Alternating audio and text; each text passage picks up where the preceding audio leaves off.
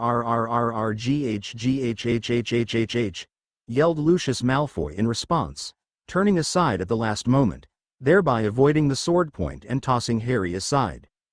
It was at this moment that Harry decided that he had lost the element surprise and therefore the advantage, and so flung himself low amongst the maze of enchanted objects. No sooner had he done this, than a yellow curse whizzed overhead and exploded against the far wall. "It's Potter!" screamed Voldemort in a shrill voice from somewhere over by the desk. "What is Potter doing here?" Potter, currently preoccupied with crawling around on his belly to gain a more advantageous position, wished he knew the answer to that question himself. "I don't know, my lord," came Lucius' feeble response. His voice was thin and distant. Harry was pretty sure that he'd winded the wizard, though he thought it unfortunate that he hadn't done more damage. "Well, don't just sit there," roared Voldemort. "Kill him, you fool." Harry couldn't help but wonder why Voldemort showed no desire to do the killing himself, but decided that this wasn't the time to start counting his blessings. After all, Lucius Malfoy was more than enough dark wizard to be going on with. Speaking of which, Harry caught sight of Malfoy stalking along the stacks of items a little way away from him. So he crawled on until he was behind a larger pile, where he might rise to his knees and still be a little better hidden. Come out, wherever you are," came the sing-song voice of Lucius Malfoy, sounding far closer than Harry would have liked. "Leave me here, hidden in this stack," whispered sternly. Harry didn't have time to argue. He did as the hat commanded, hoping that his friend had an ingenious plot up his "did hats have sleeves?" Harry shook this thought from his head and crawled on, further from Malfoy. "Come here, Potter," hissed the silver-haired enchanter. "We've got some unfinished business to attend to." "Whatever do you mean?" asked sternly, in an astonishingly accurate impression of Harry. "Unfinished business? What are you blathering on about, you cretinous flange?" Harry had to stifle giggles. He'd caught on to Sternly's plan and had begun to double back, keeping low amongst the piles of junk, but coming up on Lucius's flank. "You cost me my servant, boy," he heard Lucius hiss. "Not to mention my house, my professional standing and my reputation." "Talk sense," demanded Sternly, still impersonating Harry. "Or did your mother mate with a Twazik?" Whatever a Twazik was, Harry wasn't sure, but he couldn't help the snort of laughter that came, despite the intense rush of adrenaline he'd been riding since bursting out of the wardrobe. Luckily, Lucius didn't seem to notice. "Did you really think Albus Dumbledore would let an attempt on the life of a student go unpunished? That interfering old fossil ruined me." "So what you mean is," continued Sternly, "is that your master plan was foiled by a 12-year-old? Well, in that case, you've only really got yourself to blame, haven't you? You odious twonk. When I catch you, Potter, I'm going to slow roast your eyeballs in." "Stop talking about it and kill him," screamed Voldemort across the room, banging something in the distance. "I want him dead, Lucius. Bring me his heart." "Oi, Lucius. Behind you, you plebeian, get wizard Harry now." Harry burst from cover, swinging his sword at Lucius Malfoy's back. To the wizard's credit and despite the surprise of the attack, he managed to turn aside.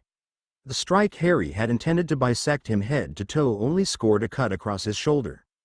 "Arg!" roared Lucius, but managed to raise his wand despite the pain. Harry began to duck, but a second later there was a bang like a cannon and Harry flew a good 20 feet across the room, where he landed with a crash amongst a set of armor.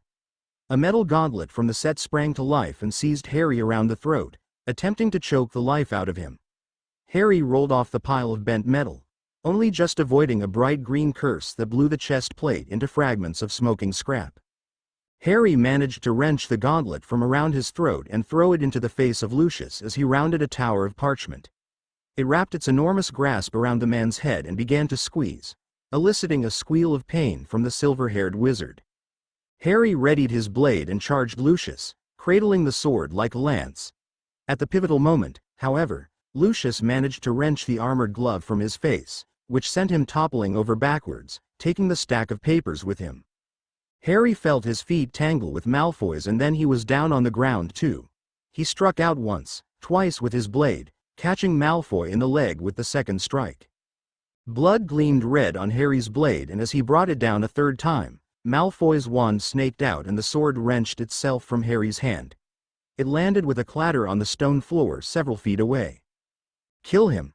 Triumph gleamed in Malfoy's eyes as he readied his wand for a deadly curse. But Harry, quick as a flash, grabbed the iconosphere from the table above his head and brought it crashing down on Malfoy's unprotected face. And in that instant, the fight changed. Until that precise moment, Harry hadn't been particularly frightened. The fight hadn't seemed real, as though it were somehow a dream being lived by someone else. The shattering iconosphere brought Harry back to reality with an uncomfortable lurch, and an instant later, terror was arcing through him. Malfoy screamed as glass and blood sprayed everywhere. Harry scrambled away across the floor, the shards of glass cutting his own hands and knees as he made for his sword. His fingers just brushed the hilt as a hand wrapped around his ankle and dragged him backwards, away from the blade. He turned onto his back and saw the ruined, bleeding, glittering face of Lucius Malfoy glaring daggers at him. Harry kicked out, once, twice, 3 times, slamming the heel of his shoe into Malfoy's nose until the wizard released him with a grunt. Harry made for the sword again, sobs catching in his throat as he scrabbled across the floor, his own blood mixing with that of Lucius as the glass tore at every exposed inch of flesh it could find. There wasn't any adrenaline coursing through him now, just fear. The fight had started with an explosive fire in Harry's belly, but the reality of the situation dawned on him now and had extinguished the flames with terror. "Harry!" screamed Stern Lee, sounding terrified, something Harry hadn't ever heard before. The fingers of his left hand closed around the hilt and he turned, just in time to catch Lucius' piercing curse to his neck. His blood splattered across the ground and he sprawled across the ground with a strangled yell. Refusing to give in, refusing to succumb, Harry dragged himself behind a wall of junk, and then lifted his hand to his throat. It came away thick with blood, but nothing like the heavy arterial pump he'd feared. Harry caught movement and an incantation. He began to shift, but was too slow to avoid the wall of enchanted objects that exploded, throwing him to the floor again. As fast as he could he sprang upwards, sword coming down in a glittering arc. But this time Malfoy was ready and caught Viserys' sword on a blade of blistering flame which emanated from his wand. Steel met fire in a cascade of blistering sparks, and then the steel gave way and the sword sheared midway down the blade. Harry flung himself aside to avoid the fire and then brought the remaining half-sword up to strike out at Lucius. Except he didn't, because the sword had vanished, as had his left hand. Harry paused, aghast, eyes fixated on the smoldering stump where he'd once possessed a hand. Malfoy's fireblade had passed straight through and cauterized the wound without him even registering the pain. "Die!" roared Malfoy, bringing the blade to bear on Harry once more. But an odd state of consciousness had overcome Harry, like the world was in slow motion, and in that moment, he could read the fight like an open book. He saw the construction of Malfoy's strike, completely out of control. Unprepared, unbalanced, unskilled. No longer did he see the hateful dark wizard, who wanted to destroy him. Instead all he saw was an opponent, like the Oiks and the goblins before him. Just another slab of meat to cut aside. He stepped aside and tripped his opponent, sending him crashing, face first, to the ground. But before Lucius had even been bested by gravity, Harry was already moving. His other foot arcing out into a perfect scissor kick that caught the dark wizard in the chest. Harry heard bones give as Lucius' ribs collapsed in on themselves. Then the feeling escaped as swiftly as it had come and Harry found himself overwhelmed by anger. "You bastard!" Harry found himself screaming as he kicked into Lucius' chest again, hearing the broken ribs grind as his foot found the man's unprotected side. "You utter!" As he kicked out a third time as Lucius tried to defend the blow. Harry's kick snapped the man's wand, but the parry was enough to set him off balance. He staggered backwards as Lucius Malfoy howled in anger at the loss of his wand. And in the background, like a disturbing soundtrack, were Voldemort's shrill screams and Sternly's anxious ones. "Kill him! Kill him! Fight, Harry! Fight!" A second later the silver-haired wizard was on him, hands wrapping tight around Harry's throat. The weight of him took Harry off balance and sent the pair of them careening across the room. They crashed into one stack of objects, where Harry's feet found some traction and he thrust them in a different direction, tripping Lucius over some books, stacked knee-height. But the crazed wizard's hands still gripped Harry by the throat, choking the life out of him. A moment later he'd lifted the 12-year-old in the air and sent him crashing into another of artifacts. Harry's feet tried to find purchase, but Lucius was pinning him on some sort of ledge and they just scrabbled uselessly against the ground. "Die!" screamed Malfoy, inches from his face. He arched his back against the solid object that Lucius had trapped him against in an attempt to wriggle free, but Lucius anticipated him and slammed him down against it. The back of his head bounced like a beach ball. Stars exploded into what little vision Harry still possessed. He struggled again and once more Lucius smashed his head into the wood. Just die! Harry's entire body felt like it was going to explode now. Blood had filled his head and a loud ringing had filled his ears. His heartbeat was slowing. His lungs were burning. His vision narrowing until all he could see was Malfoy's broken face, staring down at him. Until all he knew were the drops of Malfoy's warm blood landing on his cheeks and forehead. Little by little, Harry felt the fight leave him. His hand slipped from around Lucius' wrist, where it had been struggling to pry the wizard's fingers free. His stump fell to his side, limp, and then the other slipped from the older man's hands and hit something as it came to rest. A weird, piercing note rang through the air and the grip around Harry's throat weakened for a split second. The last of Harry's feeble brain power spurred itself to life. With all of his remaining strength, Harry pushed his hand down on the keys of the Sopomancer's calliope and a deep, crisp note filled the air. The grasp on his neck loosened. Harry hammered down another note. The fingers relaxed again and Harry caught his breath. A third note and Harry's vision began to return. He saw Lucius Malfoy's ruined face leering down at him, but his eyelids were heavy and drooping. Harry slammed down a final note and the hands released his neck altogether. His entire body moved at once in a single, perfect motion. He lifted his feet and braced himself against the calliope. Malfoy's dull, gray eyes flickered open and stared in confusion down at Harry's defiant, brilliant, vivid green ones. "Sweet dreams, Malfoy," hissed Harry and pushed out with both feet, putting more strength into that one kick than Harry even knew he had in his entire body. The dark wizard went staggering backwards, hopelessly off balance, his feet scrabbling for purchase on a surface slick with blood. The last anyone ever saw of Lucius Malfoy was a bewildered expression. Then he collapsed backwards into a stack of prolabators and promptly disappeared in an explosion that shook the tower. The force of the blast had knocked him and the calliope to the floor. Harry clambered to his knees amongst the shower of rubble and rain of burning parchment. His world was ablaze with pain, from his throat, from his head, from his stump, from a dozen blows and cuts he didn't remember suffering. He knelt in the wreckage, cradling his severed wrist against his chest, tears of pain and relief welling up inside him. His entire being ached with a deep tiredness, an overwhelming exhaustion that consumed him.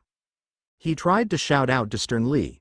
He hoped beyond hope that the hat hadn't ended up in the half of the tower destroyed by the explosion. However, it appeared his voice didn't want to work. All that came was a scratchy whisper. "Harry," came Sternly's terrified voice. "Harry, you'd better not be dead or I'll kill you." Harry couldn't help himself. He choked out a laugh. "How?" he asked, his voice more than a little hoarse as it came through his constricted throat. A wave of pain came with each gasping chuckle, but he embraced the solace that washed over him. His friend was okay. You don't have any arms, and I'd be dead. Harry, yelled Stern Lee, relief evident in his voice. I don't know. I'd have found a way. Harry clambered to his feet and staggered in the direction of the hat's voice. He found the hat half crushed beneath an enormous chunk of masonry, which he dislodged with a hefty shove of his shoulder and a deep grunt. He picked up the battered hat with his good hand and held him up to the light.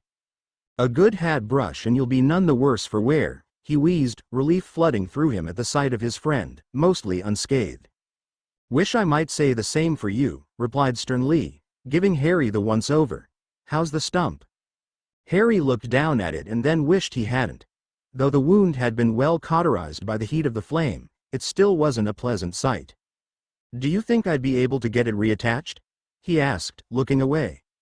Perhaps if you got immediate medical attention from the best healers in Europe, offered Stern Lee. Do you have any idea where your hand fell? Somewhere over there, replied Harry, indicating the enormous gaping hole where they had once been a wall, floor and ceiling. Through the cascade of ash, smoke and debris there peeked the slightest hint of a red sun in the sky above. Strangely enough, Harry could hear birds tweeting and what sounded like the far-off call of an eagle. Ah, replied Stern Lee. Well, more's the pity, Harry, look out. Harry stepped aside as 20 feet of green missile flew past. Sharp, venomous fangs missing him by inches. Harry seized up a fragment of charred chestplate from the ruined suit of armor and gave the snake a fierce clout in the head as it made a second attempt. Not today, thank you, chided Harry and stepped over the snake, which lay dazed on the floor. He gave it another strike, for good measure, and then bundled the entire thing, a difficult task with one hand, into the chest beside the desk. He slammed shut the enormous golden padlock with a satisfying thunk. I knew I'd forgotten something, said Harry when he'd finished and turned to the desk. We were here to kill a snake, weren't we? He stepped around the desk and righted the chair where the force of the blast had knocked it over. Beneath it he found the most hideous thing he'd ever seen. Voldemort, as he was now, looked like nothing more than as though someone had boiled a very ugly baby. His deathly pale skin mottled by red, bulging blisters, and his features were even more perverse and distorted than when Harry had seen him last. Unerringly familiar though were those red eyes, black slit pupils staring up at him. Hate ebbing out. At least that explained why Voldemort had left Malfoy to do his dirty work.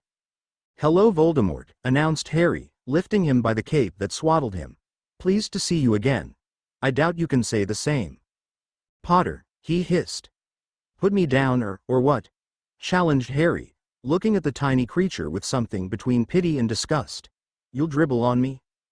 Voldemort didn't seem to have a response to this, so he contented himself with staring hatefully up at Harry. Except was that a tiny element of fear that Harry could see in his eyes. Surely not.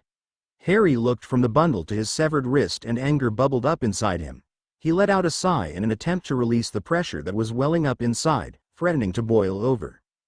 It didn't help very much. You know, I've always been terrified of you. Ever since I first heard your name and learned what you'd done to me. Big, bad Voldemort. Harry stared contemptuously down at Voldemort and then looked back to the stump of his left wrist. Well, you're not so big and bad, now, are you? Voldemort said nothing. Answer me, roared Harry in his face, his entire being suddenly consumed with hatred. Answer me, damn it. What good are you now? What good are all your stupid magic tricks and eager little followers now? Harry took a deep breath to steady himself and wiped the spittle from his lips with his stump. Beaten by a baby.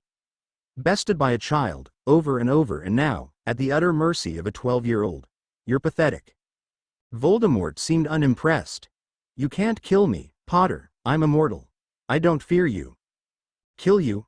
Asked Harry, and laughed, manic delight on his face. Why on earth would I want to kill you? I have all summer to sit up here, alone in this ruined tower, with you all to myself. Kill you? No. No, why ever would I want to kill you when there's so much fun to be had while you're alive? Aside from an almost imperceptible widening of Voldemort's nostrils, he had no reaction. I mean, that's the slammer really, with immortality, isn't it? I can keep you here in unimaginable pain until I'm bored. And let me tell you, Tom, Thanks to you I spent the first 11 years of my life living in a cupboard under the stairs. I don't bore easily." Harry's grin widened to manic proportions. "Harry," began sternly, but Harry ignored him.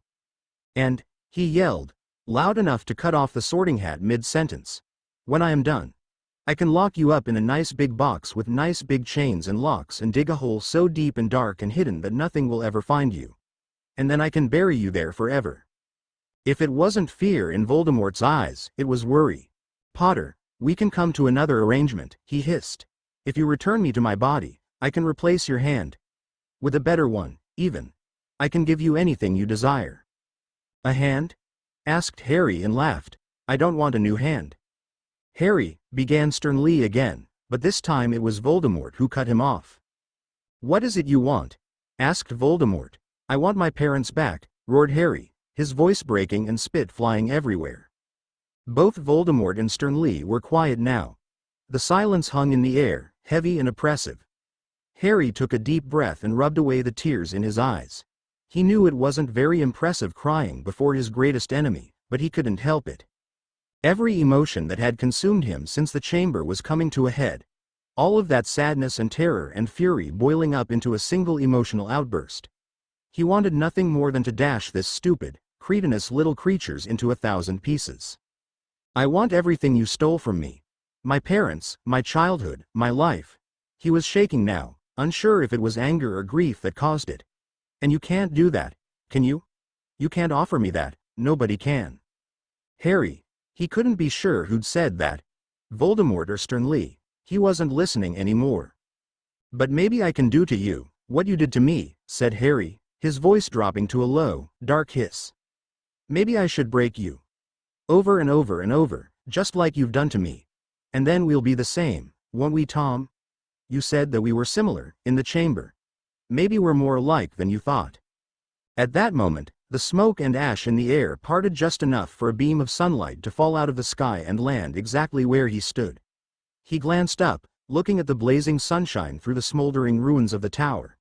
High above, the birds sung to the early morning and the breeze whispered around his ears. "Oh," he said. Then he laughed and swept fresh tears from his eyes. In that moment he knew he was right. If Harry succumbed to his impulses, they would be identical. But not because Harry could break Voldemort, that was a laughable idea, but because Harry would be reduced to his level. Goaded into acting like him, into corrupting himself. And, in the end, that was the way, the only way, the Dark Lord could win. Harry recognized that was teetering on the edge between all he valued in the world and all he despised in Voldemort. And he was better than that. He looked back to Voldemort and then, making a decision, lugged the tiny figure over to the enormous chest. He stared into the malevolent crimson eyes and the Dark Lord shied, ever so slightly, away. Harry took a deep breath and sighed. "You're lucky I don't have the time to spare." And he shut the hideous creature in the chest along with his snake and jammed the lock closed with a conclusive clank. "Well, that's a relief," said Harry. He let out a long whistle. "I didn't really have it in me to spend any more time with something so ugly." "Harry, I think we should talk about this," said Sternly. "And I have no doubt we will," replied Harry, sounding, and feeling, rather jovial. "But not right now. Because right now I need a shower, fresh clothes and a good sleep. And to achieve that, I have to get the sword back. And to accomplish that, I need to climb a mountain. So that's what I'm going to do now." "You don't want to?" "Listen," said Harry, cutting across the hat. "He took my parents, my home, my childhood, my peace of mind and my hand. I ought to have dashed him and his snake into 1,000 little pieces at the bottom of a tower, but he's helpless. Completely vulnerable. And how would I be any better than he was, when he tried to kill a baby?" Harry let this hang for a moment. "I have no doubt he'll be back to plague my life in some other way, but until then, that's all that really needs saying." "I just wanted to say," said Sternly, "that I'm very proud of you." Harry wondered how long it would be before he could stop bursting into tears at the merest provocation. For a long time, they stood together, staring up at the sun, watched as the smoke and dust cleared, listening to the birdsong and the gentle whistle of the breeze through the room. Then Harry's lips turned into the faintest ghost of a smile. "Time to go home, Sternly," he said. "Time to go home, Harry," replied the hat, But then as Harry headed toward the exit, although, we are standing in the study of one of the greatest enchanters of our generation, and otherwise it's all going to go to waste. Sternly, began Harry, glowing with happiness. I love the way you think. Together they spent a happy half-hour searching the tower room, rifling through what remained of Lucius Malfoy's enchanted possessions. Most of the artifacts they found were useless to them and the majority of the others were too large to carry. But Harry did find 3 items that they took. The first was a long, delicately enchanted and beautifully engraved staff. This, to all intents and purposes, was a more robust version of Harry's fire stick, albeit with a few extra nifty functions. The second was a small, scruffy, leather-bound book that they'd found in one of the desk drawers. At first, Harry had presumed it was a diary of some sort. But a quick rifle through the pages had caused his heart to leap into his throat and Sternly to burst out in a whoop of triumph. It was Lucius Malfoy's personal journal of enchanting. Every tale, bind and charm the man had known was likely written in this book. It was a record of all the discoveries and creations that had brought power and prestige to the Malfoy name. And now Harry took it as the spoils of war. But the only item of greater significance that Harry claimed was a small golden key, branded with a decorative G and a number, 252. Do you think they'd let me withdraw from it? Asked Harry, staring down at the item in his hand. Whomever holds the key, quoted Sternly. This isn't the master key for the vault and whoever possesses it could eventually have this one stricken from the ledger. But until they know that it's missing, it's why most wizards take such precautions with it. I've known headmasters who have kept their vault key in a goblin-enchanted lockbox inside another, lesser security vault. Harry's face flushed. In the short time he'd possessed his own key, he'd done nothing more secure with it than keep it in the bottom of his trunk. When they were ready to leave, Harry looked back at the conglomeration of artifacts they were leaving behind. Shouldn't we worry about these falling into enemy hands? He asked. Goblins, or whoever else. Don't you remember what Bagdude and Talongat said in the forest? The goblins are going to blow this tower to pieces the first chance they get. Harry considered this and nodded, a grin on his face. Hear that, Voldemort? He called toward the chest. You'd best find a way out of that chest pronto, or you're going to be goblin target practice. If the Dark Lord had heard him, he gave no indication. Bye, shouted Harry, as he began the descent from the tower. They traveled back towards Valbona, avoiding the roads, but nonetheless finding the woods devoid of goblins. Whether the sentries that he'd killed hadn't been replaced, or if they had been withdrawn, Harry couldn't be sure. What they were almost certain of, though, was that the area was indeed empty. Even if they had somehow missed them, any patrols would have spotted them in turn. Little by little, Harry found his pace slowing, not from exhaustion, but from trepidation. The further he walked with and found no resistance, the more he was suspicious. It was as though he was walking into a trap, but he couldn't see how it could be. After an hour of worrying about it, Harry stopped in a dense patch of brush. I feel like we're being watched, he whispered to Sternly. That's because you are, came an unfamiliar voice from behind. Harry spun and found himself face to face with the business end of an assault rifle. A tall, broad muggle held it and beside him were 2 others, similarly equipped, also aiming straight at him. Each of them clad head to toe in military camouflage, all 3 wearing severe expressions. Hands up, said the man. Come out of the bushes. Harry lifted one hand and waved his stump in their direction. The man's eyes took it in and then he nodded. Is that a weapon? He asked, indicating the staff Harry had tied across his shoulders. Of sorts, admitted Harry, thinking he ought to be as truthful as possible. He didn't want to give them any excuse to kill him. Keep it on your back then. Keep your hand where I can see it, said the man. Then he peered from Harry to the Sorting Hat and then back to Harry. Are you the Drange? Harry blinked in surprise. I have been called that before, he said, trying to sound as cryptic as he could. He wasn't sure if being known as a Drange, whatever that was a good thing. It had bestowed on him some level of respect from Yerge, but the broad Albanian had seemed more than a little crazy. You must come with us, said the man, gesturing off with the rifle, and other 2 also pointed their weapons away. Something about the man's tone told Harry that he was asking, rather than telling. Where and how far? He asked, trying to impose some level of control back on the conversation. Sarum, 10 kilometers, said the man, and Harry pulled a face. That was a significant loss of time at this stage of proceedings. He was on a tight schedule. But we have a car on the road, less than a mile away. A car with wheels. Harry gave the man an odd look. He hadn't presumed that this needed explaining, but nodded his consent anyway. It wasn't like he had a choice, but he wanted to give them the impression that he was weighing up the option. Afterwards, will you drive me where I want to go? Yes, agreed the man, with a curt nodding. Wherever you want to go. Harry found himself tempted to say that he wanted a lift to the moon. Lead on then, he said, and the four of them began to move down the hillside, heading towards the road. Late afternoon crept up on them, taking Harry by surprise. It hadn't seemed all that long ago that they watched the sun come up over Byram Curry. Now it hung low in the sky and caught the tree canopy at an odd angle, lighting the forest in jagged shards of light and shadow. The bizarre illumination, in conjunction with the exceptional camouflage of his three escorts, meant that more than once he and Stern Lee had found themselves alone in the forest for a stretch. Then one by one the three of them would rematerialize, often right beside him. It was an unsettling experience, and Harry couldn't be sure if they were periodically leaving him or if his eyes were playing tricks on him. To their credit, they realized they were spooking him, because Eddie, their leader, began sticking to Harry like reassuring glue. Unfortunately, this came with persistent attempts to engage Harry in conversation. "What happened to your hand?" he asked, after they'd been walking for 15 minutes. Harry glanced at him and Eddie flashed him a reassuring smile. "Your wound looks fresh." "It got cut off," replied Harry, not sure what he could say before breaking the statute of secrecy. That said, there wasn't much of a statute to uphold anymore. "An accident?" asked Eddie, frowning. "Or one of the little people?" Harry presumed he was referring to the goblins and shook his head on both counts. "A man," he replied, and caught the surprised expression on Edie's face and corrected himself. "A sorcerer. An evil one." Eddie flinched and then made the sign of the cross. Harry smiled to himself. It was essentially the same reaction any British wizard had to the word Voldemort.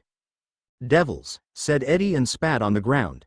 Harry didn't bother to argue. He hadn't yet forgotten what it felt like to have the barrel of that rifle shoved in his face. A few minutes later, the four of them reached the road, which they followed northwest for a while before coming to a tight-packed copse of trees. Hidden amongst them was the car, which turned out to be an off-road vehicle that Harry suspected, from the markings, was military. Eddie opened the passenger side door for him. He clambered in.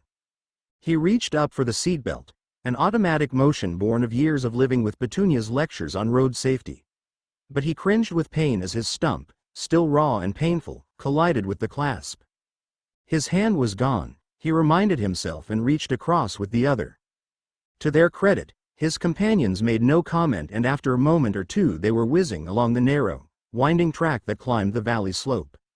"You're not worried about the little people hearing us?" Harry asked. The howl of the engine was deafening. "How many of them did you see in the forest?" asked Eddie, from the driver's seat, and his two companions laughed. "We killed them all between the base and Byram as we looked for you. At least, the ones you hadn't killed already." "You were looking for me?" asked Harry, blinking across the car at him. They all gave him eager smiles and nods. "The general sent us to find you," replied Eddie, as though this explained everything. Harry opened his mouth to ask who the general might be, but before he could utter any syllables, the car crested the lip of the valley and Harry's words dried up. The three men began to laugh at the expression on his face. "Sarum," proclaimed Eddie, gesturing. The ridge they were now driving along was a narrow divide between one river basin and the next. At the base of the valley slope was a veritable city of temporary housing. Every inch of the wide valley floor had been blanketed with tents, caravans, bivouacs, lean-tos, draped blankets, cars, and whatever other accommodation the people inhabiting the ramshackle town could find to hand. Harry looked to Eddie, completely agog. Where did they all come from? "They are all the refugees of the war." Harry felt his stomach churn. All these people's homes had been lost to goblin attacks. Guilt flushed through him. He'd been the one who started this war, and the people of Albania had taken the consequences. Eddie mistook his expression for sympathy and reached across the car to pat him on the shoulder. "It is good," he assured Harry. "It means they are not dead." This made Harry feel a little better. They stopped at a checkpoint. Here 6 more soldiers, men and women, dressed in similar camouflage, welcomed the returning men with laughter and heartfelt greetings. Between them they examined the truck and Harry with polite curiosity before sending them on their way. As they crawled through the camp, Harry gazed out of the window, watching in astonishment as the refugees continued on their lives with more than their fair share of frivolity and enthusiasm.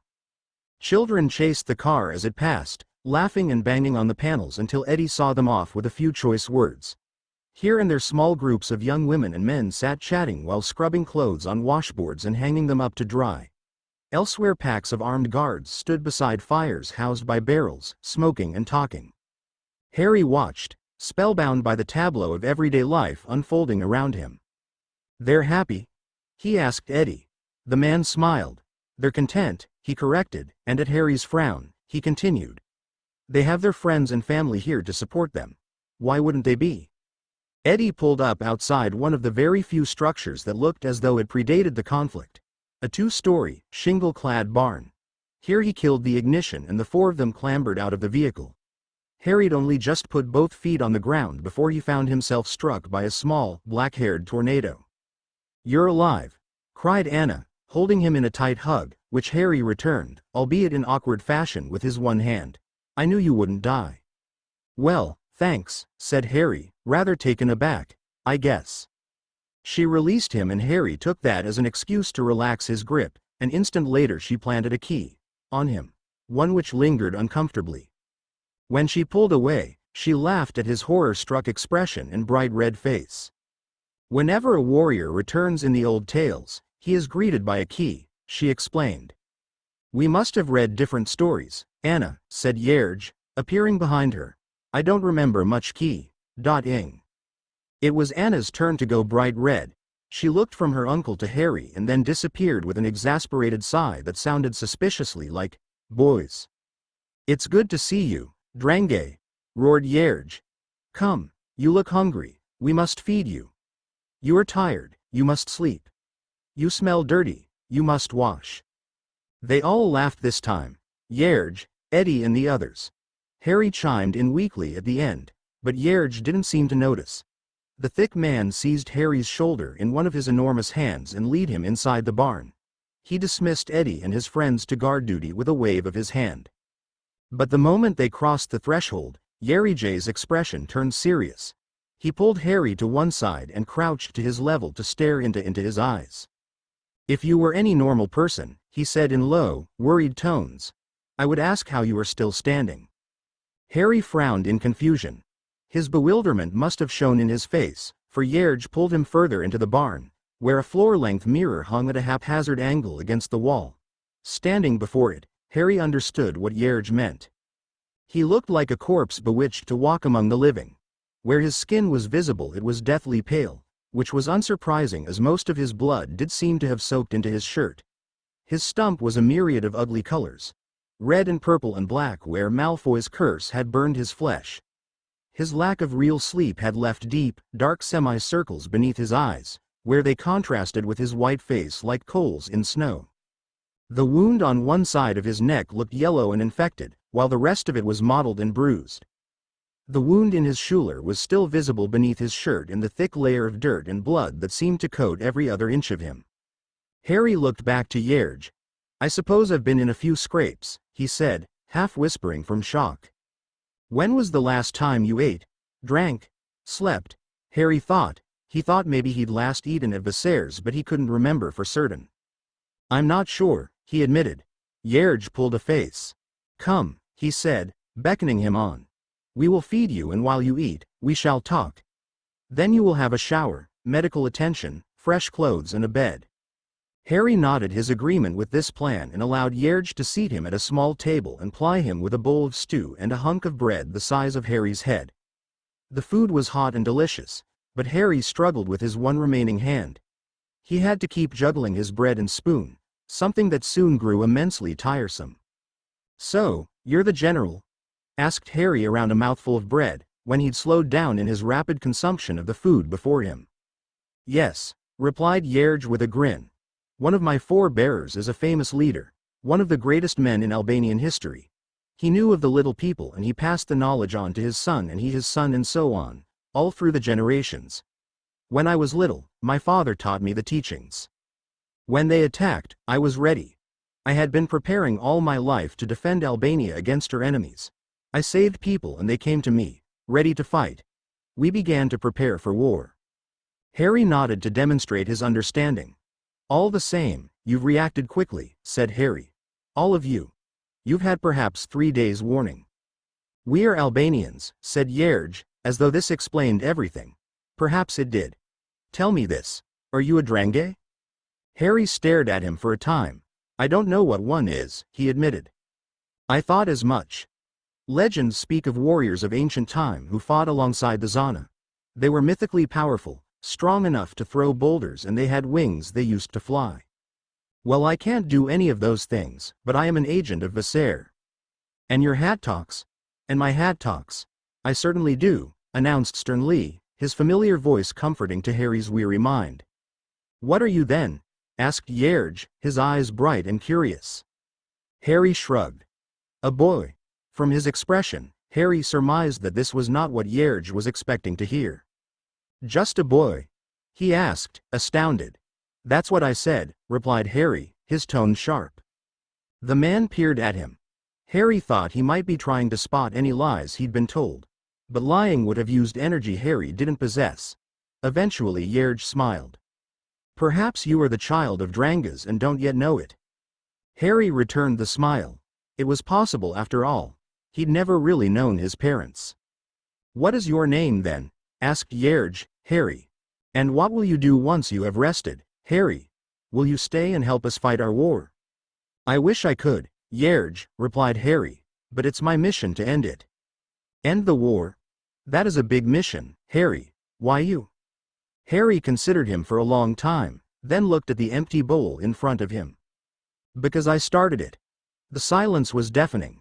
Harry had no idea how Gjergj might react to this announcement, but found that he couldn't force himself to look up and meet the man's eyes. Truly, said Harry. I didn't mean to, but I did. I am sorry, Gjergj. I have cost you and your people so much. I swear I am going to do anything in my power to fix it. I believe you. Harry looked up and caught Gjergj's eyes. They weren't, as he expected, full of rage or disbelief, but a quiet, infectious strength. Harry felt the knot of dread in his stomach loosen and dissipate. Do you have a plan? We do, replied sternly, taking over the talking while Harry regained his ability to speak. And actually, if we pooled our plans and resources, we can certainly improve it. Gjergj nodded, his eyes serious. Let's talk of war then, Hat, he said, and the three of them started to plan the defense of Albania.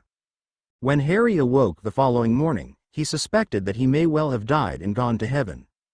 The night before he'd been so exhausted, in both mind and body, that twice he'd found himself asleep. Which somewhat interrupted the conversation he was having with Gjergj and sternly. The third time his face hit the table, Gjergj drew a line under proceedings and demanded Harry wash himself and rest, but only after being treated by his medical staff. Harry, in the last 2 years at Hogwarts, had been subjected to more than his fair share of visits to the hospital wing.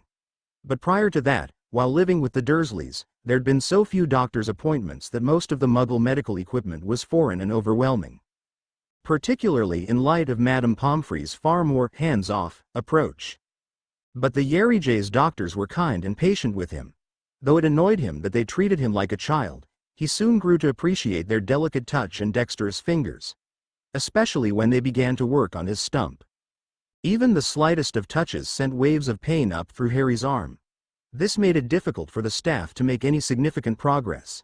So the third time he flinched away, he found himself seized by strong hands and a needle being poked into his arm. Things became hazy in Harry's memory after that. But now, all of those memories seemed like nothing more than a bad dream.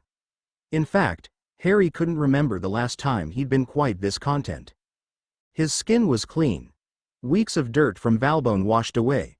There was no ache from his stump, throat or any of his other wounds.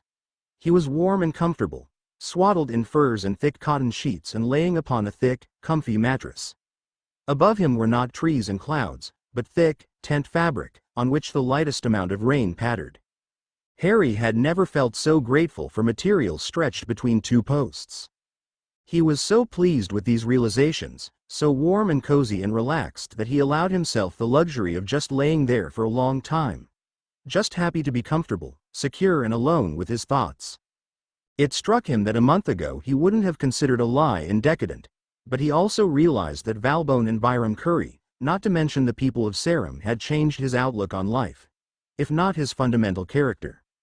After a long time of just laying there, he heard Stern Lee speak from the chest beside him. "Are you awake?" "I am." "Are you okay? You were pretty out of it last night?" "I'm fine, Stern Lee. I was just thinking." Harry began to laugh. First just the slightest giggle, and then all at once it became a deafening roar of laughter. Hard enough that he felt like he might just burst at the seams. "What's so funny?" asked Stern Lee, worry evident in his tone. Harry knew that the Hat was concerned that he'd gone off his rocker. Maybe he had, but the thought was just too amusing. "Well, I was just thinking," he managed, when he regained his breath, "that a month ago I was dreading going back to the Dursleys. Now look at me." Stern Lee gave a little chuckle, though Harry suspected that the Hat was humoring him. Harry sat up in bed, beginning the long process of extricating himself from the mounds of blankets he'd been covered with, and looked around.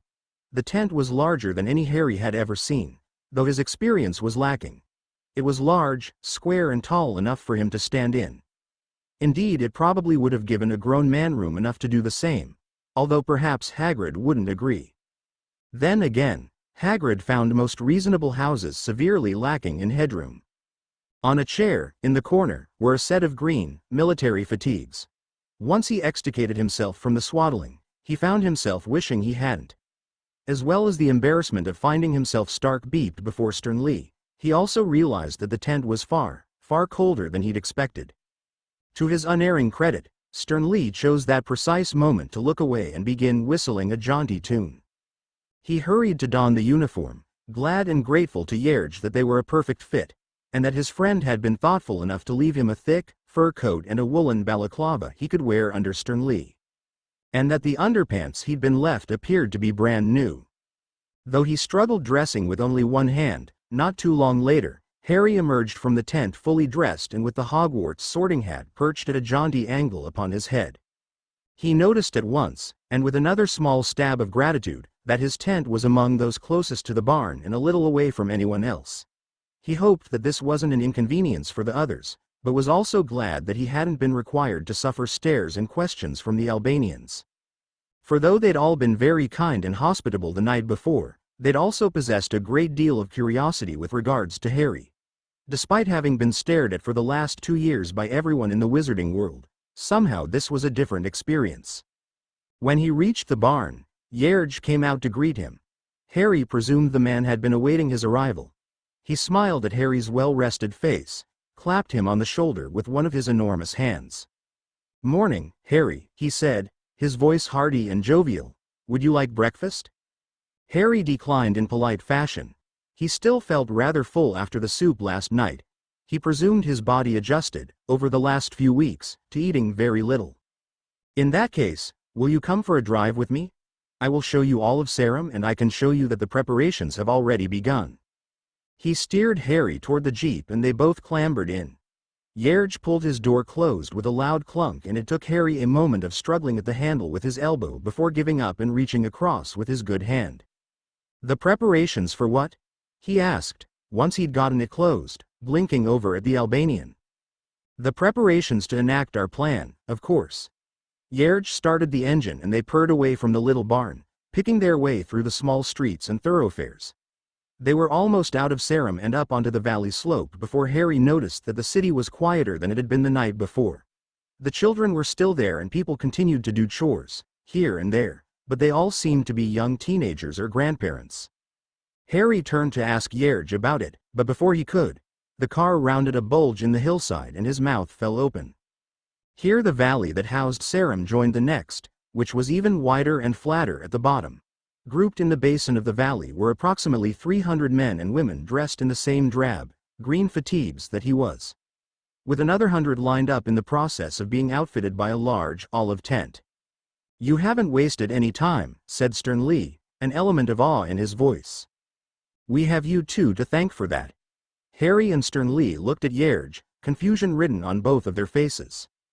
"They're all talking about the Drangei with the magical hat that arrived last night. Combine that with the solid tactical information you've been able to give us on the little people, Stern Lee, and it's been difficult to stop people joining up." Harry tried to shut his mouth, but found he was unable. He hadn't expected Yerge and the Albanians to act quite so swiftly. There was still so much more work to do in order to get Sarum habitable. He pointed out as much to Yerge, who nodded solemnly. "I agree, but they are all very eager to go home and see winning the war as their best chance. Telling them otherwise would cause dissent, so the other officers and I have decided to train them and then allocate them to improving the city. Besides, it can't hurt to have more soldiers in reserve." Neither Harry or Stern Lee could fault that logic. Yerge said he wanted to show them the front line established against the probable direction of the goblin attack, as well as the series of signaling posts erected on high ground which, according to the Albanian, warned them of incoming attacks. So they followed the road up the steep valley sides until they reached the ridgeline. Here they pulled over to the side of the trail, climbed out and proceeded on foot. While they walked the length of the ridge, Yerge took great pains to explain their tactics to Harry and Stern Lee. While impressed, strategy just wasn't something Harry claimed any real knowledge of. Not to mention it was a long, boring conversation that consumed much of the morning. He suspected somewhat that Yerge's points were aimed at Stern Lee, rather than himself. The hat seemed to have a much more enthusiastic understanding of these things. "We have spotters with binoculars and marksmen with scoped rifles in those positions," he said, indicating areas of high ground along the length of the valley. "What sort of range do they have?" asked Stern Lee. "Their effective range is 800 meters, replied Yerge at once. "They have good sight lines both up and down the valley and have constructed hides that render them almost invisible from the ground. Effectively they could lock down the valley." "You need to be careful not to rely on them though," said Stern Lee. "They will have some magic and it won't take long for them to either spot your marksmen or cast spells against their bullets." "I considered this last night when you mentioned it," said Yerge with a grin. "Me and two others spent the morning planting landmines." Stern Lee have a low, impressed whistle. "Are your preparations this good in every direction?" "This is the hardest terrain to cross by foot and so is the least defended position." "If landmines and snipers are your idea of a weak defense," interjected Harry, returning to the conversation, "I'd hate to see what you've got defending the other approaches. Dragons, perhaps." Harry and Stern Lee couldn't help but laugh at how wide Yerge's eyes became at the thought of how he might utilize dragons in the defense of Sarum. "So what are your plans now, Harry?" asked the general as they headed back to the jeep. Harry shielded his gaze, turned and pointed out the mountain peak to the west. "I'm going to have to climb up there," he told Yerge. The man looked up at it, and then cracked a smile. "Climb?" he asked, and brought him to stand on the opposite side of the ridge, looking down into the adjacent valley. "I think not. You shall fly." Harry gasped. For nestled inside a cleft in the steep valley side was a helicopter. Harry had only ever seen helicopters in the distance or on television. The sound he heard now, from inside the belly of the enormous metal beast, was more akin to the roar of a tornado than the slow steady whoosh that he'd expected. They'd set off in the late afternoon, after Yerge managed to persuade Harry to a dinner of steak and beer that left him rather tipsy. The helicopter pilot was a little surprised when Yerge asked him to fly them to the top of a deserted mountain, but agreed nonetheless. The first few minutes of flight saw them slink low along the valley bottom. "To avoid goblin lookouts," explained Yerge. The helicopter was fast, another surprise to Harry. He'd only ever seen them from the ground. He'd mistaken their lethargic progress through the sky was because they were slow, rather than a matter of relativity. So it was something of an unexpected thrill to suddenly find himself skimming the treetops of Valbonne at a white-knuckle rate of knots. Though he couldn't help but think that the experience didn't match up in the slightest to his Nimbus 2000, or even come close to the Anglia. But that didn't stop him from grinning in exhilaration when the helicopter pilot, faced with vertical cliffs, pulled the bird up in a sharp incline. He managed to make an almost impossible ascent look only marginally harder than breathing. Anna, sitting in the seat beside him, gripped his hand tightly, her eyelids pressed shut in fear. Despite having demanded to come on the flight, she clearly didn't have the same passion for air travel as Harry. He shared a grin with Yerge and glanced out of the window to his left. Below him the greens of Valbonne became blue behind the mist and drizzle that rolled in overnight. The general warned him of the storm that was due to blow in that night, and Harry remembered the first he'd suffered in Valbonne with a rueful grin. They reached the top of the mountain in a fraction of the time it had taken Harry to climb it the first time. He couldn't help but wish that Griege and his helicopter had been there then, although he didn't know what Sheeta would have made of it. Snow from the peak whipped around them, flung by the helicopter blades like a storm. A fine mist rose up in a spiral, obscuring their view from the windows. The touchdown was far bumpier than the takeoff, and Harry's feet sank several inches into the snow when he jumped out. Anna and Yerge surprised him by both following him out of the helicopter. The general took him by both shoulders and knelt before him. He shouted over the sound of the engine. "No matter what you think, you didn't start this war, Harry," he roared. "And no matter the circumstances, you have friends and a home in Albania." Harry's throat tightened and his eyes welled with tears, unexpected emotion rising in his chest. "Thank you, Yerge," he shouted and embraced him. "I promise you I'll find a way to end the fighting." They both grinned at each other, and then Yerge patted him on the shoulder. The moment he backed away, Anna had thrown her arms around him and pressed her lips into the side of his head. Harry held her close with his one good arm. "Thank you for saving me," she shouted, "even if you are mad." Harry laughed and broke the embrace. "Goodbye, Anna. Goodbye, Yerge." "Goodbye, Harry," they both shouted. "Goodbye, Sternly." "Goodbye," cried the Hat. Then they both clambered back into the helicopter, which slowly began to rise from the ground. Harry found himself forced to shield his eyes as the rotor whirled faster and faster, then it pulled away and shot up into the sky. Harry watched and waved until it was nothing more than a speck of dust against the broad, blue horizon. Then he tugged his coat tightly around him, turned around and headed in the direction of Vassar's hut. He found the going much easier than before, now that he wasn't in the middle of a snowstorm. He spotted the house almost at once and cut a straight line through the snow towards it. He realized, seeing it clearly for the first time, that Vassar's home was extremely dilapidated. Half of the roof simply no longer existed, and a considerable amount of the stones that made up the walls were cracked and frozen by the weather. "You know," began Harry, staring at it, his light tone contrasting with the surprising amount of anger he felt. "I feel a little betrayed by our friendly neighborhood Zana, don't you, Sternly?" "Just slightly," replied the Hat, his voice similar to Harry's. "I think it's time we paid our host his dues, don't you?" "Couldn't agree more," replied Harry. "He fought as an eagle before. How powerful do you reckon he is in human form?" "I guess it's time to find out." There was flickering firelight spilling out of the windows, and that was enough for Harry. He was fed up with the snow. He pushed the door open to find Vassar waiting for him, his shaggy face stretched in a bizarre, demented smile that immediately put Harry on his guard. "You came back," he shouted, sounding triumphant. "I thought you might. Come, sit by the fire." Harry frowned, but did as he was instructed, pausing only to brush snow from his clothes. "What do you mean, thought?" he asked, shaking snow onto the ground. "Well, you know," explained Vassar, sitting opposite. "There was always the chance that you'd, you know." "No," replied Harry coldly.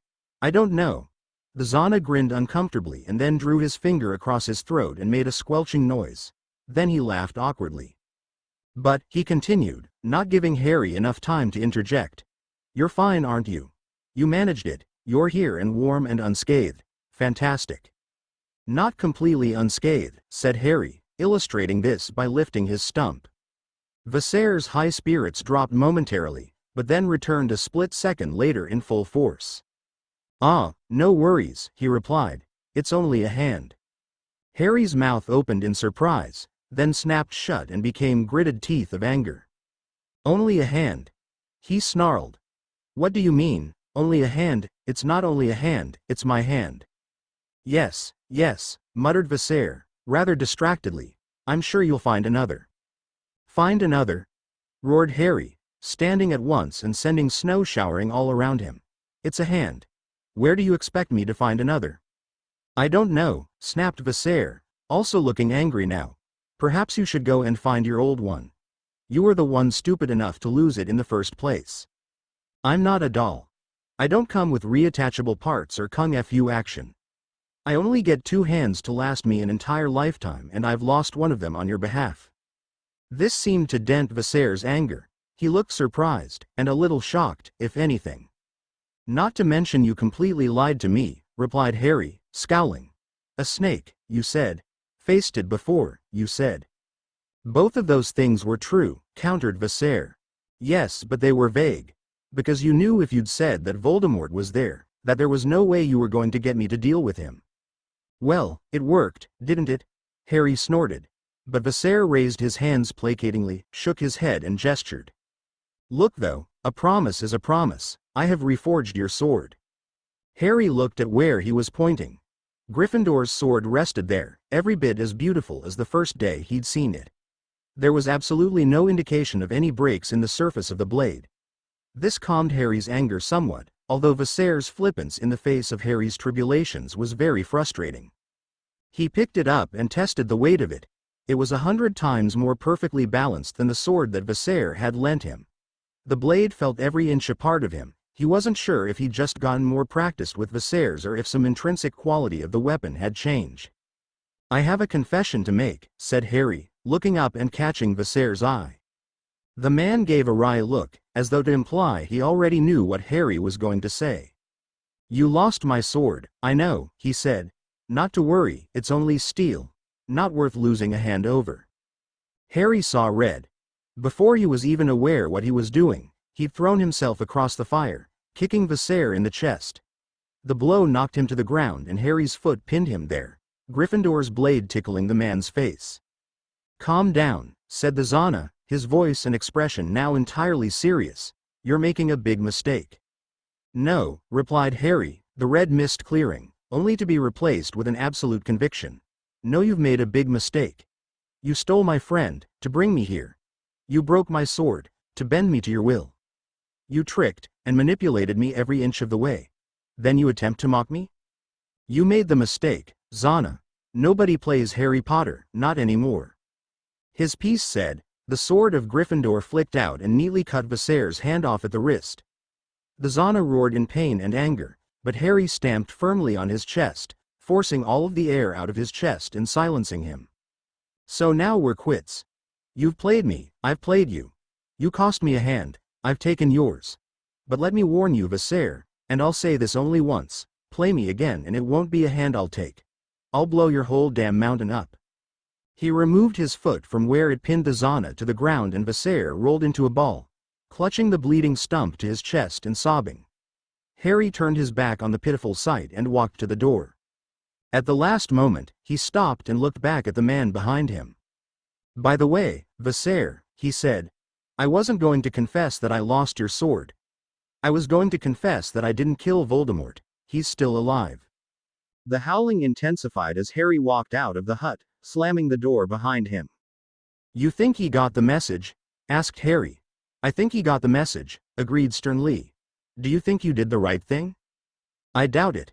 But say what you like, vengeance is sweet. With those words, Harry became suddenly conscious of just how much he'd changed since arriving in Albania. He'd crash-landed in Valbonne timid, broken and afraid. Now he'd emerged strong and hard. He glanced down at the sword of Gryffindor in his hand and knew that he'd been every bit as reforged as the blade itself. If only he looked as good for his troubles as the sword did.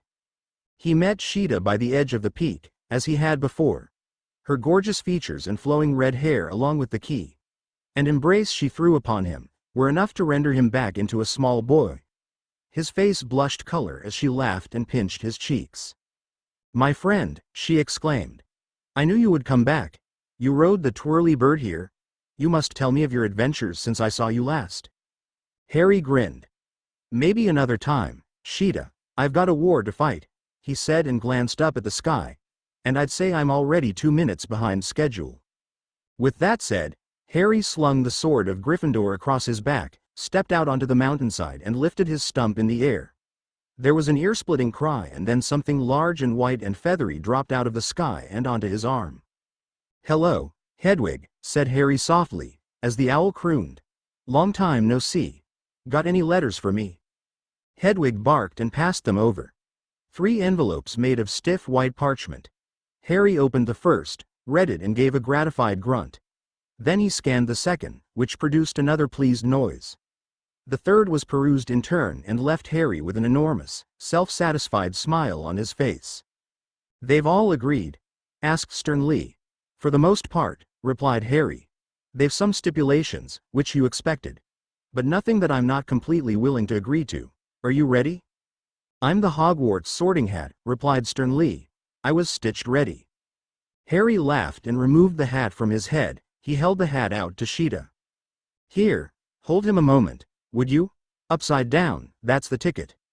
Then he tossed in the sword of Gryffindor, which vanished without a trace, followed by his enormous firestick and any other possessions he didn't want to risk losing. Finally, he withdrew his wand and held it in his hand. "Wingardium Leviosa," he said, taking the hat from Sheeta's hands and gently lowering it onto Hedwig's head. "Goodbye you two, I'll see you on the other side." The owl gave an undignified bark and then snatched the wand from Harry's hand before taking to the sky, bearing Sternly and all Harry's possessions away. Sheeta looked on, an expression of puzzlement on her face. Harry grinned at her, but was unable to hide the sadness in his eyes. "Some men are going to come soon," he said. "Wizards, like me, but they won't be very friendly. You should make yourself scarce." "They won't see me," replied Sheeta and took his remaining hand between her soft fingers. "But I will stay with you until they come." Harry's heart went out to her in gratitude and together they sat on the mountainside, hand in hand. Sheeta leaned her head on Harry's shoulder and they watched the sun slip below the horizon in a blaze of reds and yellows and pinks. Below them, the forests of Valbonne trembled in the breeze, stretching out as far as Harry's eyes could see in every direction. The green treetops, glistening rivers and quiet, shaded clearings defying the idea that there was a war being fought amongst them at this very moment. A series of cracks heralded the arrival of the Albanian oars. Harry felt Sheeta's hand slip from his, felt her lips graze his cheek and heard the most gentle of whispers in his ear. "Goodbye, Harry Potter," she whispered, and then she was gone. "Hello, Harry Potter," said an unfamiliar voice from behind him. "Throw any weapons you possess to the ground, raise your arms, stand up and turn around, slowly." "I'm not armed," replied Harry, but otherwise complied with the orders. "I'm coming in quietly." He thought he might recognize the Auror who had spoken as one of those involved in the chase across Albania, but couldn't be sure. There were at least a dozen at his back, all of them had their wands drawn and looked a little worried to be standing there. "You're coming with us," said the Auror. "Well, yes," replied Harry. "That's sort of the idea of giving myself up, isn't it?" Harry awoke with a groan, sat up in the uncomfortable chair and lifted his hand to rub drool from the corner of his mouth. Or at least, he tried to. For his arm made it half the distance before it stopped short, trapped by thick chains. He blinked down at them and began to recall. The last thing he remembered were the irons being clapped around his wrist. Before that, he'd suffered the feeling of being forced through a tight, rubber tube. Before that he'd been standing on the mountaintop surrounded by a dozen Albanian oars. He couldn't remember going to sleep, so he'd been cursed or bewitched. Harry looked around in interest. He'd been manacled to a simple wooden table. 4 square legs rose to a stark, dark top. There wasn't any form of decoration on the piece of furniture and that applied to the rest of the room, which was entirely utilitarian. The walls were coated in peeling, white plaster. The floor was concrete, except beneath Harry's chair, where there was an iron grate. A single sheet of iron comprised the door, at least from what of it he could see, and possessed not so much as a keyhole. The only source of light in the room was from a single light bulb, which hung, bare, from the roof. Except that on closer inspection, Harry realized that it wasn't a light bulb at all. Instead, a tiny fairy glowed in a small glass ball, fluttering its minute wings and bumping in vain against its prison. It reminded Harry of a moth, and wished there was something he could do to free the terrified creature. But there wasn't, because he was sitting in an uncomfortable chair and had been chained to an ugly table. "So this is what the inside of an Albanian interrogation room looks like," he remarked to himself. Except that abruptly, he was no longer talking to himself, for after the rumble of a bar being drawn back, the door opened and a thin man, of medium height, entered the room. He adorned himself in what Harry recognized as military garb, though a less Muggle-looking outfit he couldn't have imagined. The man's navy robes hung to his ankles, trimmed at the base by black fur. Around his waist was a yellow belt, weighted down at one side with a saber. His lapels formed a long, wide V, exposing more uniform beneath. Each bore an insignia, as did his peaked cap, which he removed as he entered. Tasseled, yellow epaulettes sat on each of his shoulders, thick cords hanging from them and looping back to his chest. On his left side, over his heart, were dozens of tiny ribbons. Each of these, Harry supposed, represented a medal. The man's whole appearance, from the top of his neatly parted hair to the tip of his incredibly shiny black books, was designed to impress. Harry leaned back in his chair and yawned. "I'm sorry if you're bored, Mr. Potter," said the man, removing his wand from his pocket with a stiff air of formality. "But I assure you, things are about to get far more lively." "No," replied Harry, still acting distracted. "I don't want to talk to you, go away." "Excuse me?" asked the man, peeking a neatly trimmed eyebrow. "I distinctly remember, during my arrest," began Harry, looking at the nails of his remaining hand, "asking to speak to Mr. Chernenko. You are not him." The interrogator peered at Harry, as though examining muck on his shoe, then began to peel one of his leather gloves from his hand. "Mr. Chernenko does not concern himself with," he began, but Harry spoke sharply across him. "Does not concern himself with the biggest thing that's happened in his country for 100 years? I doubt that very much." The man froze, glove half off his hand and his pale skin flushed red. Harry doubted this was the way he'd intended this conversation to go. Mocked by a 12-year-old boy. He had clearly thought himself intimidating. Indeed, he was intimidating, and Harry was having a hard time playing his nonchalant act. But it was vital that Harry speak with the chairperson himself. "So go away," said Harry. "I want to speak to the organ grinder, not the monkey." The man had crossed the room in 2 seconds flat, hand raised to strike Harry, but he stopped at the last moment as a voice spoke out from the doorway. "Don't be an idiot, Valmer." Harry looked past his interrogator to see a tall, broad man with long, blonde hair standing in the entrance. He couldn't believe there had ever been a starker contrast between two people than between this new man and Valmer. Chernenko's white robes looked rather comfortable, lined as they were with thick fur. His face was fleshy and full, though not in the slightest fat, and possessed twice the normal amount of jaw.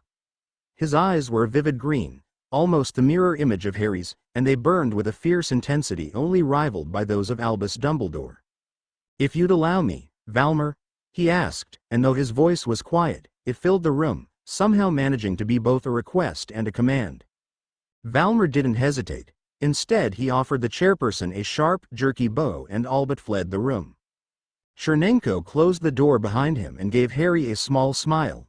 He produced his wand from his pocket and with a single flick, released Harry from his chains and created a plump, comfy armchair from thin air. Here he sat and smiled across the table.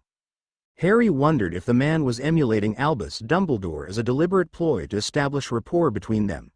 He thought he probably was, but at least he was being polite in his attempts to win Harry over. "How are you feeling, Harry?" he asked.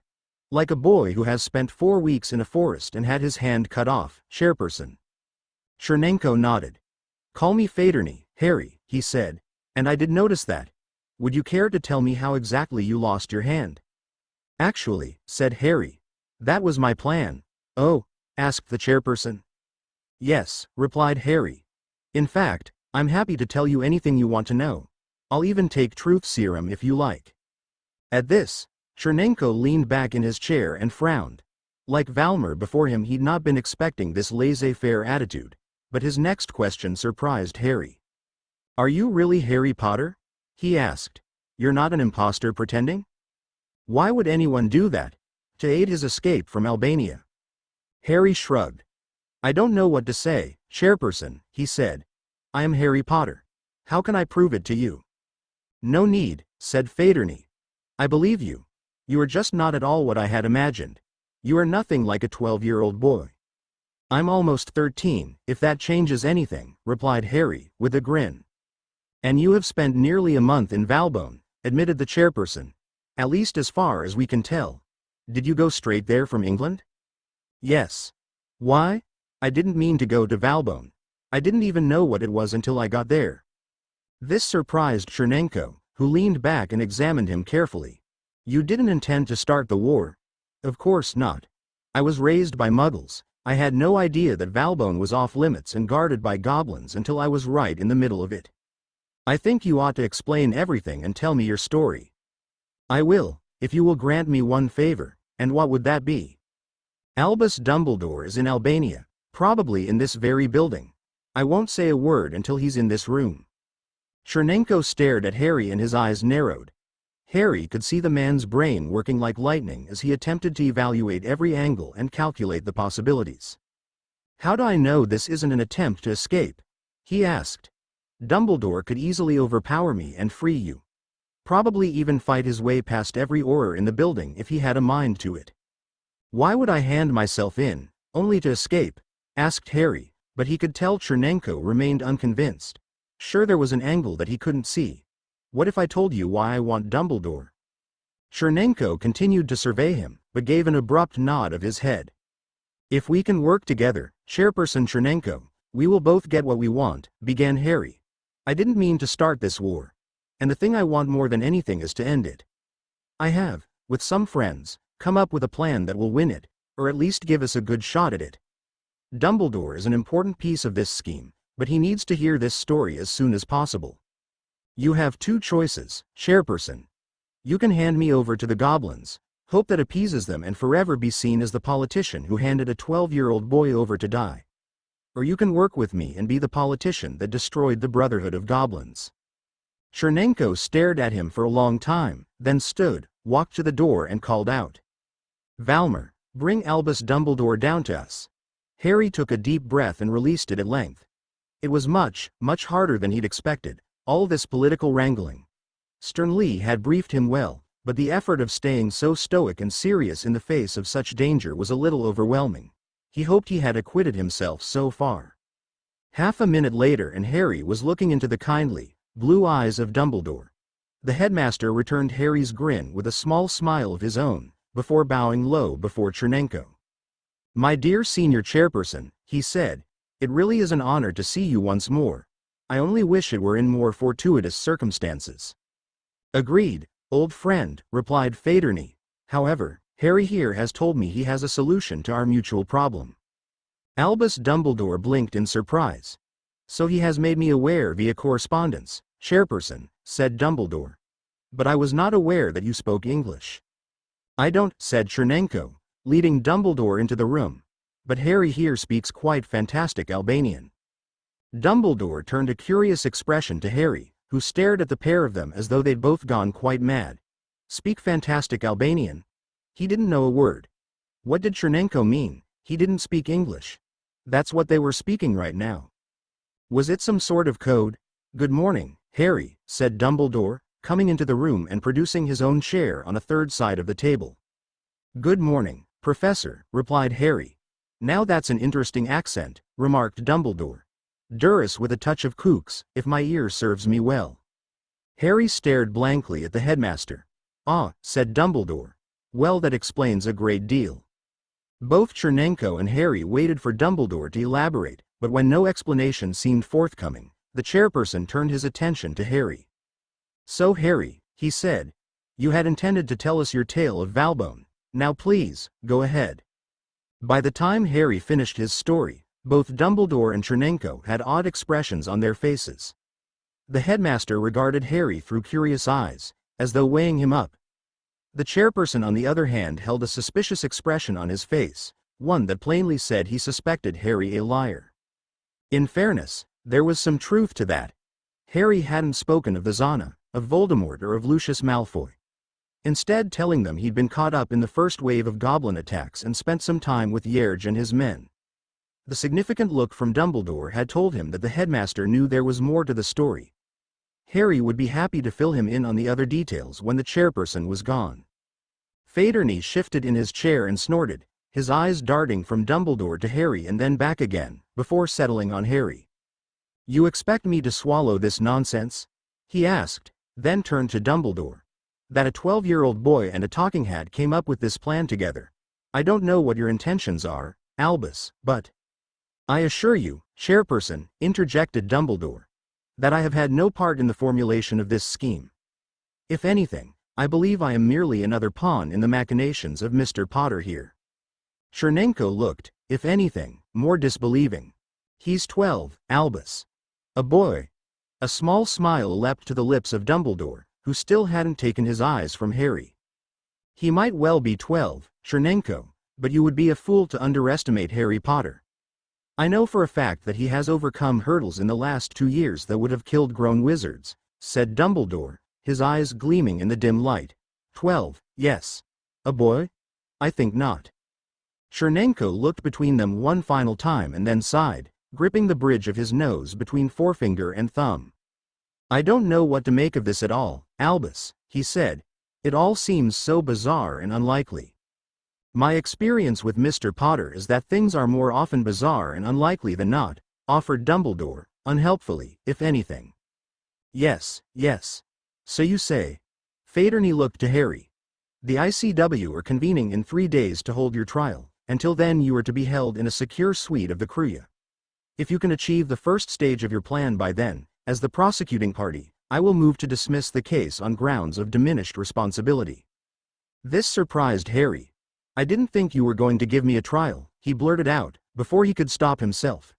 I mean, I thought I was already guilty in your eyes. Chernenko fixed Harry with a gaze that made him feel very stupid. Surely you're not of the assumption that we're in the casual habit of convicting children to death? When he saw from Harry's sheepish expression that this was true, Faderney laughed and turned away. We're Albanians, Mr. Potter, not savages. This said, he departed. Harry glanced at Dumbledore, unsure of whether the headmaster was going to be angry or disappointed in him. In actual fact, his expression held neither of those things. Instead, a small smile rested on Dumbledore's face and he gave Harry a little wink. I believe in light of this latest development, he began, that you may be in need of my legal counsel. If you would like to retain my, and excuse my immodesty, quite formidable services, I shall require payment at the rate of 1 canute per calendar year. Payable, of course, at a later date. Harry grinned and offered his hand across the table, which Dumbledore shook. The headmaster's fingers were warm and surprisingly strong. It's good to see you, Professor, he said. And you, replied Dumbledore. Though I wish it were under more fortuitous circumstances, nonetheless, I see you have made the best of things. I only play the hand I'm dealt. Harry made a show of lifting his stump from the table and Dumbledore's mood darkened. How are you, Harry, truly? He asked, his expression dripping concern. I'm fine, Professor, replied Harry, and found that, in all honesty, it was true. He was out of the woods, so to speak. Believe it or not, somehow all of this has helped me. It's changed me, for better and for worse. I'm not as broken anymore. Or at least, not in the same way. And was your hand truly lost to Goblin Curse? Perhaps there is a chance that it could be salvaged. Harry described the spell that severed his hand, the bright, blistering flame that Malfoy used. Dumbledore's face fell and he bowed his head in Harry's direction. I'm sorry, Harry, he said, and he sounded it. I do not believe that the effects of this particular curse can be reversed. I suspect your hand is lost. Harry shrugged. He had resigned himself to the loss of his hand. Hearing it from the greatest wizard in the world only confirmed what he'd already known. Professor, did Sternly and Hedwig? Ah, yes, interjected Dumbledore. I did wonder when you might ask me that. They're safe and well in the capable hands of Ron Weasley and his family. I must say I rather took your owl by surprise when I met them in midair halfway across Europe. At Harry's astonishment, Albus' eyes gleamed once more. I had rather anticipated your plan, and the moment I heard that you had been apprehended, I thought it best to proceed with all due haste. Harry's face broke into a wide smile. Say what you like about the headmaster, you couldn't accuse him of being behind the door. Now, said Dumbledore, surreptitiously glancing around him before waving his wand and producing magic that Harry could feel, but didn't recognize. I believe there were some elements of your tale upon which you exercised discretion when relating them to the chairperson. Entirely commendable, of course. But we ought to be safe enough talking here. After all, the Albanians are well known for their hospitality. Harry nodded and began to tell Dumbledore all of the pieces he'd left out. About Visser, Sheeta, Voldemort and Lucius Malfoy. How he fought to the death, how he lost his hand, how he almost died with strong hands squeezing the life out of him, and how he'd imprisoned the Dark Lord at the top of the tower. By the end of the story, he felt tears prickling at his eyes and he brushed them away, then looked up into the face of Albus Dumbledore. The headmaster looked older and more weary than Harry could ever have imagined it. "So Lucius Malfoy is dead," mused the headmaster. "I believed myself above such pettiness, but I dare say I am glad." "Me too," said Harry. "And Voldemort?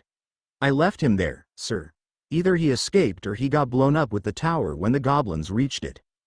"As you've said," replied Dumbledore. "But you misunderstand the question. You had a chance to take revenge on the Dark Lord at the top of the tower. The opportunity make him suffer as he's made you suffer. It must have been very tempting." "It was," admitted Harry, brow folded in thought. "But that's how he wins, isn't it?" Dumbledore looked at him in considerable surprise. "I mean," continued Harry, "I wanted to, but I realized that it's what he'd do. And I'm never going to stop fighting him, and neither are you, right?" "Correct," replied Dumbledore. "And neither is any good person. So the only way evil can ever really win is to make all of us as bad as them.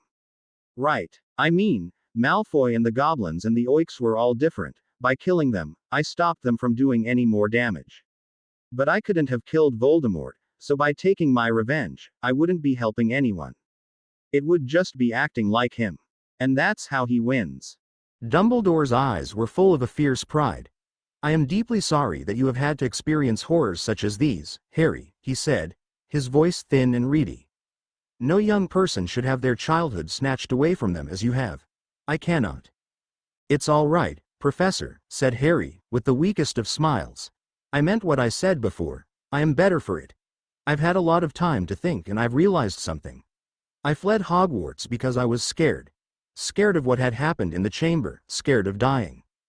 But in the forest, I realized that I'm going to die. If not tomorrow, then in 70 or 100 years. It sounds stupid, because that's obvious, but I'd been living as though I ought to live forever. But I can't, and so I'm not scared anymore. Not of dying, at least. It's not the worst thing that can happen, is it?" There was an odd expression on Dumbledore's face. Something like triumph, pride and a great sadness, all rolled into one. "You, Harry," said the headmaster, after a long time, his voice almost cracking beneath the heavy load of emotion in his tone, "are a great deal wiser than you have any place to be." Harry didn't think he'd ever flushed so hard in his entire life. A little later, Harry and Dumbledore were escorted, by 4 Aurors, to an enormous room full of large fireplaces. Here, dozens of witches and wizards were either appearing or disappearing amongst emerald green flames. Harry groaned. "Not flow powder," he said, more to himself than anyone. But the expression his guard gave him empathized with Harry's dislike. One of the Aurors went first, followed by Dumbledore, and 2 of the remaining 3 Aurors stepped into one of the oversized fireplaces, leading Harry between them. "The Cruya!" one of them shouted into the flames. Then they were whizzing past dozens and dozens of open hearths, the occupants of each apparently unaware of them as they shot by. The fireplace they stepped out of was located in an enormous dining room. A long, ornately carved dining table sat atop an even more elaborate marble floor. The walls, coated in thick, cream plaster, were barely visible behind the plethora of tapestries that hung on every available surface. Harry emerged between the 2 Aurors, coughing soot left, right and center. Dumbledore offered him a handkerchief and a smile. Harry wiped his face, glanced down at the blackened cloth and grinned sheepishly at Dumbledore. "I think you'd best keep that one, Harry," said Dumbledore. "I dare say I have too many." They were escorted from this dining room through a series of passages that reminded Harry so strongly of Hogwarts that he was suddenly overwhelmed with homesickness. Dumbledore seemed to notice, for he placed a reassuring hand on Harry's shoulder. When they arrived in what Chernenko had termed a secure suite, Harry's mouth dropped. The room they entered was large and circular, with large, plush furnishings in red and black. On both the left and right were thick, mahogany doors that appeared to lead into adjoining rooms, and in the center of the room was a round table. But undoubtedly the focal point of the whole thing was the far wall, which was comprised of a single, enormous window that overlooked the rest of the Cruya. Which Harry realized was an enormous, elaborate castle. It was at least as big as Hogwarts herself and was situated at the top of a craggy hill, at the base of which nestled a picturesque town. The early morning sunshine seemed to set the buildings ablaze, their white plaster walls gleaming and their terracotta roofs burning bright red in the intense light. Harry glanced back at the others to see the Albanians smiling at each other, pleased with his astonishment. Dumbledore, beside him, was also taking in the magnificent view. "Welcome to the Cruya," said one of the Aurors. "Have a pleasant stay." Then they left, closing the doors behind them. Harry heard the bolt slam home with an odd finality, but found that he didn't much mind. If this was to be his prison cell, a more luxurious one couldn't be found. "What is this place?" he asked Dumbledore. "This is the Cruya," responded the headmaster. "For the last 2 centuries, all the most important political prisoners of Albania have been held here. You join the ranks of a very select few, diplomats, heads of state and foreign hostages. It looks more like a posh hotel than a prison." "Indeed," replied Dumbledore, "but don't let the appearance deceive you. It is almost as formidable a prison as our own Azkaban. In fact, I believe I am correct in thinking that only one man has ever escaped it." Something in the way that the headmaster said those final words caught Harry's attention. "You?" he began, but Dumbledore laughed and shook his head. "No, I have never been a prisoner in the Cruya." The headmaster walked to the window and gazed out across the castle with obvious nostalgia written on his features. The expression was almost as fond as the ones he reserved for Hogwarts. He looked back and Harry caught a glimmer of humor in his eye. "But I did once help a man escape it. Are you ready, Harry?" "I guess I'd better be. They'll be here in 2 minutes. Remember your pay rolling this with your money. Assert yourself as soon as possible, or they'll all be clamoring to be top dog. May I suggest politeness as a tactic?" "No, you may not, Albus. Kindly shut up." Harry couldn't help but giggle at Sternly's forthrightness, but Dumbledore didn't look the slightest surprised or offended. Instead, he gave Harry a tiny wink. The 3 of them were sitting, or in Sternly's case resting, on one side of the large, round table in Harry's rooms at the Cruya. On the opposite side were 6 well-spaced chairs. Each of the seats were grand and formal, but none of them as grand and formal as Harry's, which was more like a throne than anything else. The grandeur of it was uncomfortable to Harry, but both Dumbledore and Sternly had insisted, for appearance's sake. Likewise, they had also advised him to wear his oik fur cape, though Harry didn't mind this, for he felt he'd earned it. To Harry's left was an empty seat, that Dumbledore hadn't explained but the headmaster had just smiled when Harry raised its existence. "I'm serious," continued the Hat. "This isn't some frilly robe-wearing, knitted yogurt, ICW convention. These are a pack of trained killers for hire. You can't be seen as weak." "May I inquire, by chance," replied Dumbledore, humor evident in his tone, "what, precisely, is a knitted yogurt?" Harry couldn't help it. He dissolved into tears of laughter that the headmaster and Sorting Hat both seemed to find perplexing. They both turned curious expressions upon him, but that made Harry laugh harder. Eventually he managed to pull himself together, just in time for the knock that came at the outer doors of the chamber. "Enter," ordered Harry, with as much calm as he could manage. Again, it had been Dumbledore and Sternly's advice that he act imperious. Harry understood the logic behind it, even if it made him feel every bit the tosser that Draco Malfoy was. The door opened and a rather meek-looking man appeared in the doorway. A patched cloak topped his shabby suit and gray flecked his light brown hair. But it was his face that caught Harry's attention, for it was oddly familiar. "Ah, Remus," said Dumbledore, standing and smiling at the newcomer. "Do come in. Harry, this is—" "I know you," said Harry, his brow folded into a frown. "I know you from somewhere, but I don't know where." Everyone in the room was silent for a moment. The newcomer's face shifted momentarily to surprise, then he broke into a smile that Dumbledore emulated. "May I suggest, Harry," said the headmaster, "that you recognize Remus from your photograph album. He was once a good friend of your father." This surprised Harry somewhat, but he realized that it was precisely where he'd seen the man before, though he looked far more ragged and ill-kempt now than he had in the photographs of his parents' wedding. "Remus," continued Dumbledore, "will be joining Hogwarts in the autumn as our new defense against the dark arts professor. He answered the advert after our unfortunate accident with regards to his predecessor." Dumbledore's eyes gleamed and Harry gave him a sheepish grin. I trust him implicitly and, considering our other, livelier guests, believed we might require the services of another friendly wand, concluded the headmaster. After a long pause, Harry realized that Lupin was waiting for him to give him permission to sit down.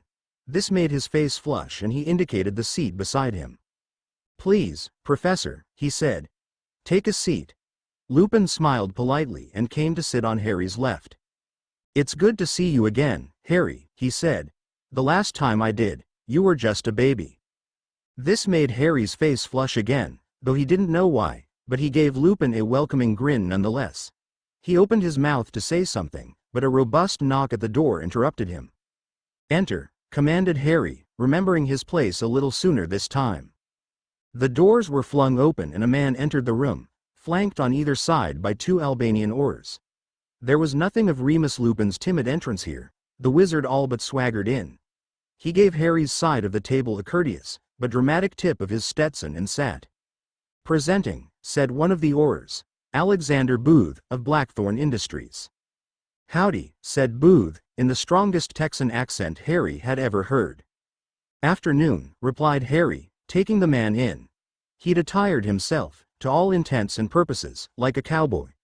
His clothing wouldn't have been inappropriate on the western plains of America. With his tan waistcoat, white shirt and denim jeans tucked into heeled, dragon leather boots.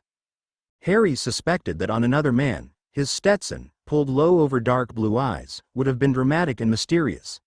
But on a face as youthful as Booth's it seemed overblown and ridiculous. "I'm the first here?" he asked, glancing around the empty room. "I was hoping to be fashionably late." "I think you may have to settle for being fashionably early," replied Lupin, looking amused. The Texan regarded him through narrowed eyelids. "We haven't been introduced." "These two, I can guess," he said, indicating Dumbledore and Harry. "But you, on the other hand." "Will remain a mystery," interjected Harry. Booth's eyebrows peaked but he shrugged and made a non-committal noise in the back of his throat. "You're the boss," he said, which was what Harry wanted to hear. They all sat in uncomfortable silence for a moment, then there was another knock at the door. The Auror opened it once more. "Presenting Yerge of Albania." Yerge came into the room, gave the Texan a fleeting glance and then fixed his eyes on Harry. "Harry," he said, smiling. "My friend." "Yerge," replied Harry, grinning. "It is good to see you. How is Anna? Take a seat." The general did as commanded. The sensation of ordering about a friend was an uncomfortable experience for Harry, but he maintained the smile. "She is well. I do believe she has intended to marry you someday. You're all she's spoken of in the last few days." Harry's face flushed and Booth gave a deep laugh. Yerge glanced in his direction and the Texan wilted under the Albanian's stern glare. Harry wished there was more time for him to catch up with his friend, but a moment later there was another knock at the door. It was opened this time, not by an Auror, but by an enormous, bare-chested man. "By Jove!" exclaimed Alex, and Harry could see why. The newcomer was taller than Dumbledore and as wide as Yerge, which made him a formidable-looking man. What made him look even more intimidating were the dozens of scars that criss-crossed his torso. His face was a grim mask, all hard lines and solid, chiseled features. Straight, dark hair cascaded from his head and to his shoulders, where it met a cape of similar material to Harry's own. On his lower half he wore a pair of hide leggings that, rather unfortunately, didn't leave quite enough to the imagination. "Presenting," said the Auror, following the man into the room, "the Walker in Chaos." The man didn't speak, but instead glowered at Harry, who, after holding his gaze a moment, indicated the seats before him. The Walker in Chaos gave a single, slow nod and then took the proffered seat. "So what, exactly, are you?" asked Alex, examining the enormous man with a cautious air. "A half-giant?" The Walker in Chaos examined Booth as though he were something unpleasant on the bottom of his bare feet. "Zauberer," he said. "Bless you," replied the Texan. "He's a German warlock," supplied sternly. Each of the newcomers, except Yerge, who had become accustomed to it by now, looked to the hat with an element of surprise. "Who leads a particularly ferocious warband." The Walker in Chaos considered this for a moment, decided it was a compliment and he inclined his head in Sternly's direction. "The hat talks sense," he said. There came a fourth knock at the door. Finally, presenting Fangstone and Erglin of the 5th Legion, said the Auror, looking and sounding disgusted at having to introduce the pair of goblins that sauntered in after him. A moment later, the room descended into chaos. Yerj leapt to his feet, hands balled into fists, murder evident in his eyes. The walker in chaos, taken aback by this abrupt motion, produced his wand and leveled it at the Albanian. The Texan, for his part, drew a pair of pistols with blinding speed and aimed each of them between the eyes of a goblin.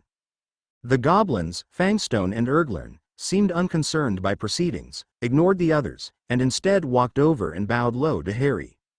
Fangstone and Erglin, at your service, my lord, said one. A great pleasure, we're sure, said the other.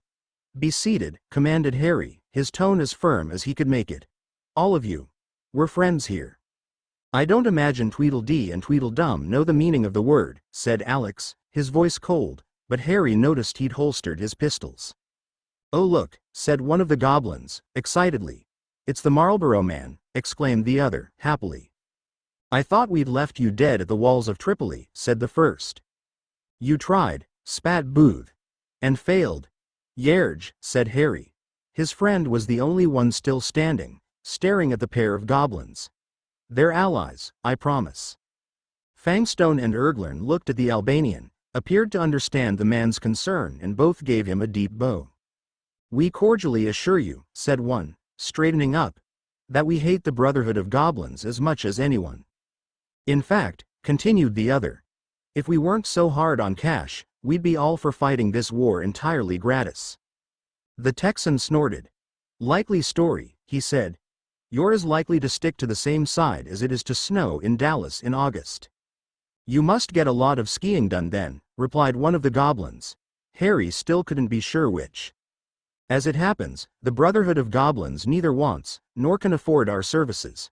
Especially not since Fangstone boffed Bodrod's mother. Whatever, snapped Booth, fingers inching towards his pistols. I can't and won't work with them. Then leave, replied Harry, his voice like thunder. Everyone turned and looked at him in surprise. Color rose to his face and he fought it away. But be warned that the next person who draws a weapon in this room loses the hand they used to draw it. He slammed his stump down on the table, emphasizing his point. All of the people on the other side of the table looked at him with a somewhat increased measure of respect and, more importantly in Harry's eyes, fell silent. Now, he began, accentuating the word. We all know why we are here, perhaps we do not all know each other. I will introduce each of you in turn and describe your importance to the mission. After this, you will have an opportunity to leave. This will be your only chance. Am I understood? He gazed around at each of them in turn, hoping that none of them noticed how rehearsed the speech was and how awkward he'd given it. It appeared that if any of them did, they decided not to mention it. Good, he said. Now, let's begin. Yerj here is the general in charge of the Muggle forces on the ground. They're currently holding our front lines, and doing it well. He went through each of them in turn, his practiced spiel coming easier the more he spoke. He knew each of their companies and roles, their strengths and numbers, off by heart. Booth's Blackthorn Industries, they called themselves purveyors of magical weaponry. But Sternly had explained that they were, to all purposes, just gun runners. Though they'd been known to do their own share of the fighting. Then there was Fangstone and Erglin's 5th Legion, the largest group of goblin sell swords that hadn't already pledged their allegiance to the Brotherhood of Goblins. Like Booth, Harry wasn't convinced that they could be trusted. But Sternly had made the point that any infiltration would have to be performed by goblins from one source or another. Harry didn't quite know what to make of Enigmatic the Walker in Chaos, whose warband was 200 strong. Not the largest force, by any stretch of the imagination, but each of them were veterans and trained killers. And Sternly knew that he had a particular grudge against the Brotherhood, something that was always useful when dealing with mercenaries. Lastly, there was the empty seat that separated the two goblins from the others. That seat Harry had intended to go to Jane Koska, of the Free Companies, but no word or envoy had arrived. Harry couldn't pretend this wasn't a bitter blow. The Free Companies were nearly 1,000 strong. But then again, 5 out of 6 was better than they'd hoped for. In the end, not one of them left. Nor did Harry have to cut anyone's hand off. Instead, there was a productive exchange of information and ideas. Yerge had an accurate and tactically valuable account of the current situation.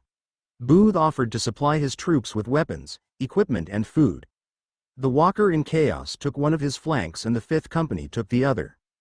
All in all, once they'd left, Harry felt as though something of great merit had been achieved. As the door closed behind the Walker, the last to leave, Harry turned to Dumbledore and sternly. "So how do you think that went?" he asked. "Personally, I think it all went rather well," came an unfamiliar voice from behind them. The next moment, all three of them were on their feet, chairs knocked aside as they turned to face the intruder. Lupin and Dumbledore produced wands, while Harry stared at the figure silhouetted in the window. It took Harry a moment to realize that the shape was, in fact, that of a woman. Now, she said, raising the palms of her hands. "Watch where you're pointing those wands, mateys. I'm happy with my internal organs just the way they are." A few tense moments passed, where everyone took stock of the situation. If she'd meant us harm, said Harry, she had every opportunity to strike first.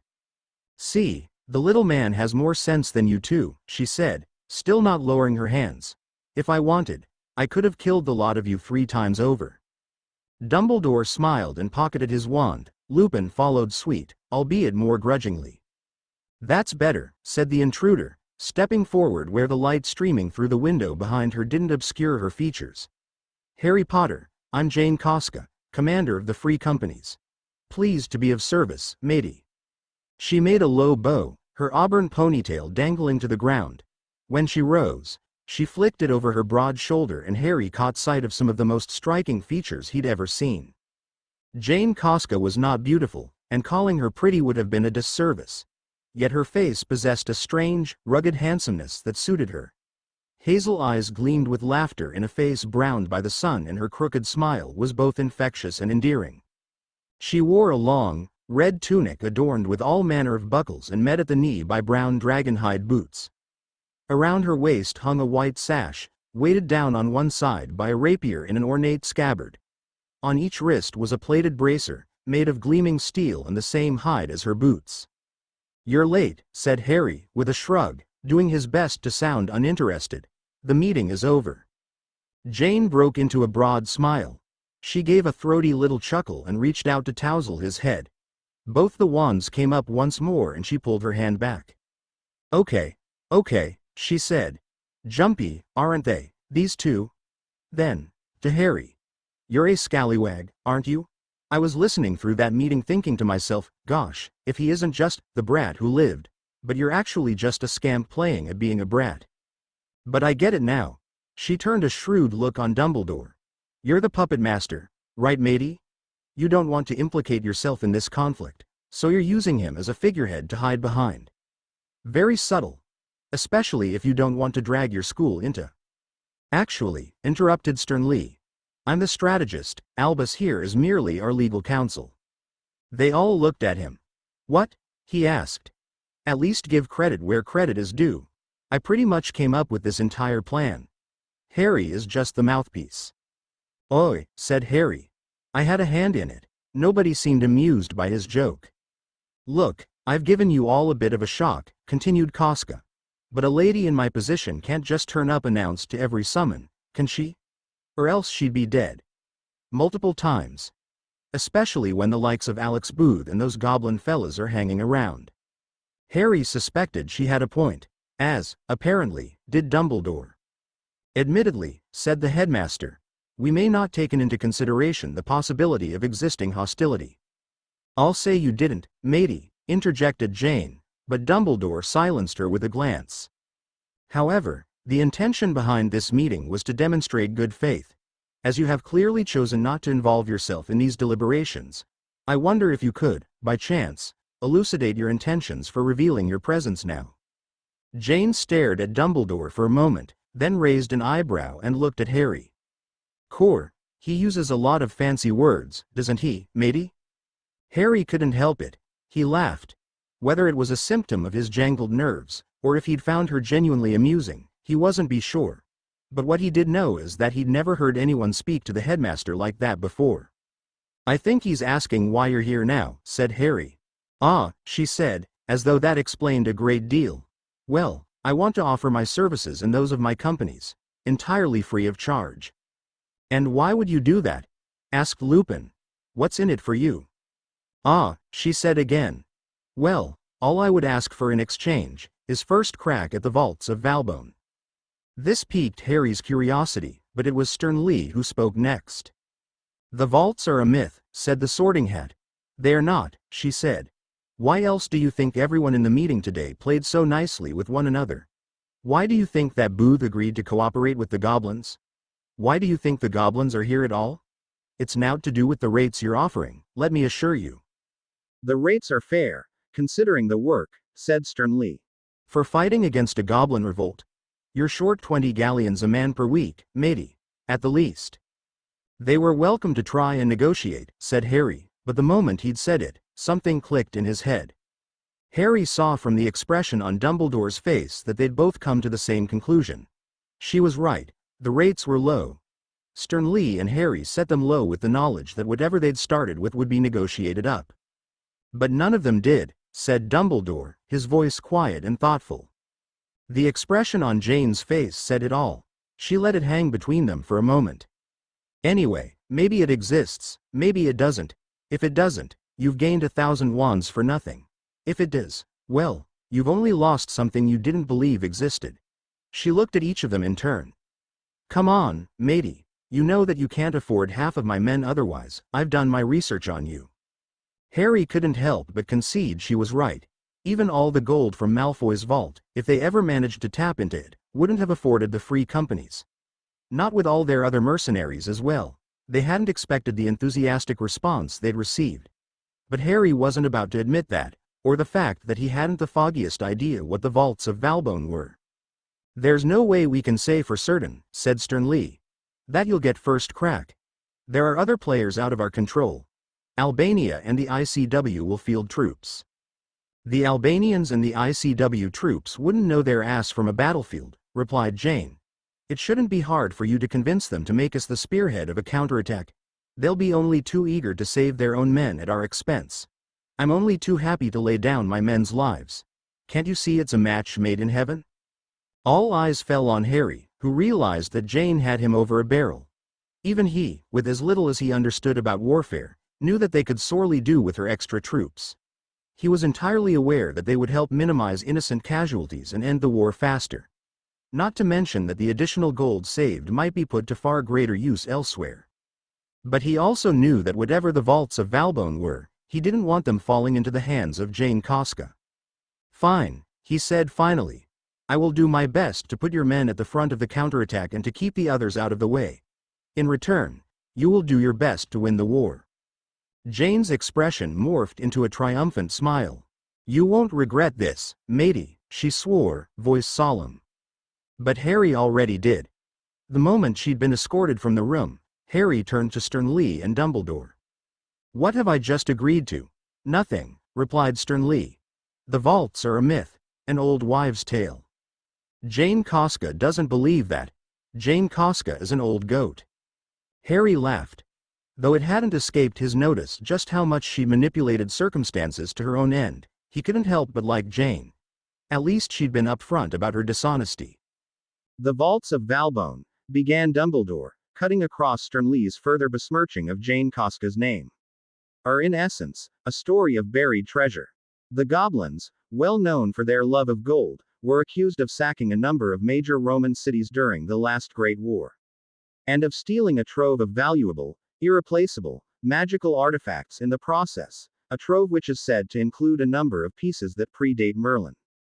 When they withdrew to Valbone, stories tell that they relocated the articles to a series of enormous stone vaults hidden beneath the mountains. Here they are said to have remained, guarded by the goblins, to this day. You're too fond of stories, Albus, snapped the Hat. You conveniently missed out the part where it makes absolutely no sense. I must concede his point, said Dumbledore, though his eyes sparkled mischievously. I don't see it, said Harry, frowning. What doesn't make sense? The Brotherhood of Goblins has been hemorrhaging wealth since the 18th century when they succeeded in an attempt to make Valbone a formally recognized, independent, magical republic, said Lupin. They're so far in the pocket of Gringotts at this stage that if they'd ever had any valuable artifacts, They're almost certainly pawned by now. So why is everyone so keen to get at them, then? Dumbledore smiled. Old stories die hard, he said, especially ones regarding treasure.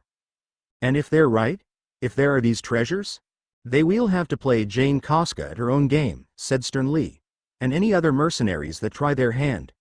For now though, we've got to be focusing on the war. Let Jane Koska dream of gold and riches.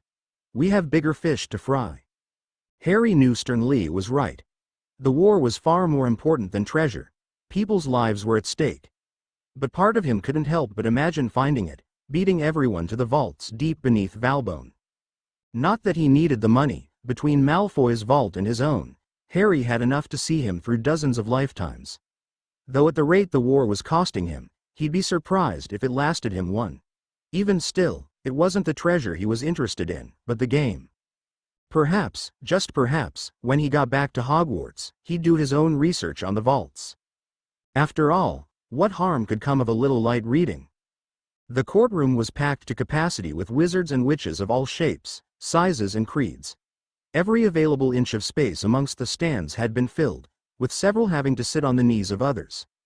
A head count had concluded that every single member of the International Confederation of Wizards had come to witness what many were already calling the trial of the decade.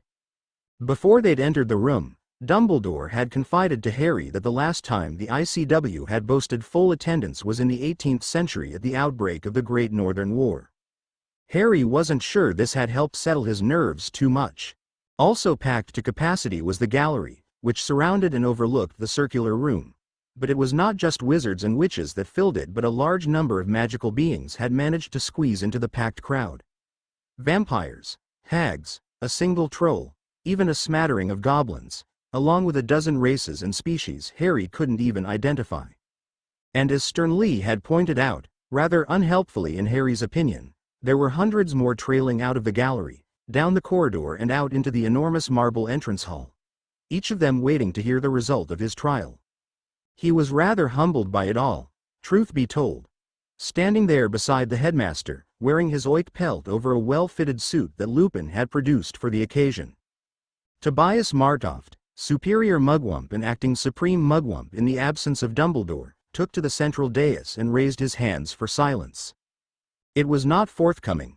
Indeed, it took several minutes' worth of booze before the ancient, spectacled wizard realized that they were never going to shut up. With a look of annoyed resignation, he produced his wand. He gave it a small flick and the tip exploded like a cannon, producing a thundering noise and an enormous cloud of gray smoke. Silence fell. Good evening, witches and wizards of the International Confederation of Wizards. Good evening, as well, to all our friends and well-wishers in the gallery. We bid you please remain silent for the duration of tonight's proceedings. A small smattering of additional boos was silenced by another loud bang from Tobias' wand. Would the accused please make his way to the stand? Dumbledore gave Harry a gentle nudge. He stepped down the narrow, rickety staircase, crossed the circular room and then took to the podium to the left of Tobias. Would you please identify yourself for the court? My name is Harry James Potter, said Harry and found his voice amplified to fill the space. A small section of the crowd in the gallery went crazy at this, whooping and cat-calling and chanting Harry's name. Something flew through the air and before the Aurors posted as security could leap to Harry's aid, by instinct he reached up and caught it. He examined the object with a frown. It was black and lacy and Harry threw it aside. Order, called Tobias up to the balcony. Would members of the gallery refrain from aiming projectiles at the defendant? Say please, bellowed back someone. Please, replied Tobias. To Harry's intense gratification, no further projectiles were forthcoming. Would the accuser please make his way to the stand? Fedor Chernenko emerged from his own box and came to stand behind the podium on the right of the superior mugwump. Tobias gave him the slightest nod. Whom does the accuser represent? The People's Republic of Albania and the ICW itself. Would the accuser please state the crimes the defendant stands accused of? Sir Superior Mugwump, said Fedorny.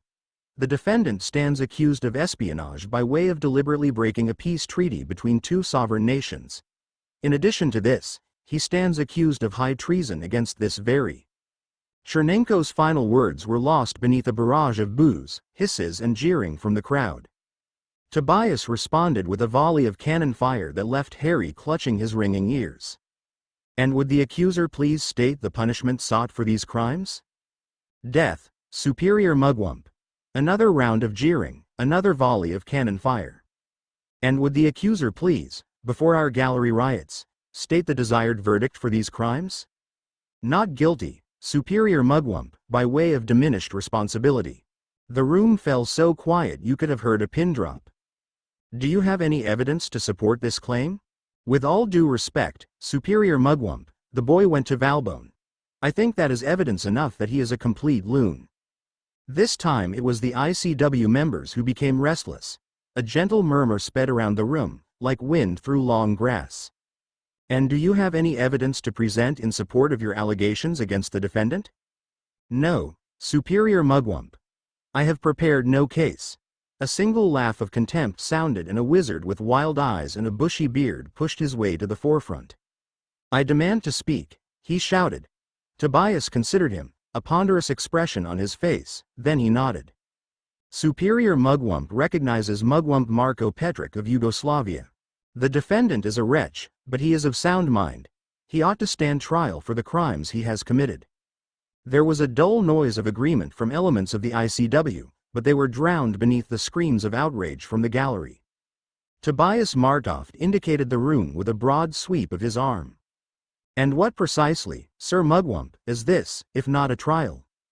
The gallery roared with laughter and Harry fancied he could hear quite a significant majority of the ICW members chuckling. This, with all due respect, Superior Mugwump, is not so much a trial as a farce. The boy has blatantly and flagrantly broken international wizarding law and out to be punished.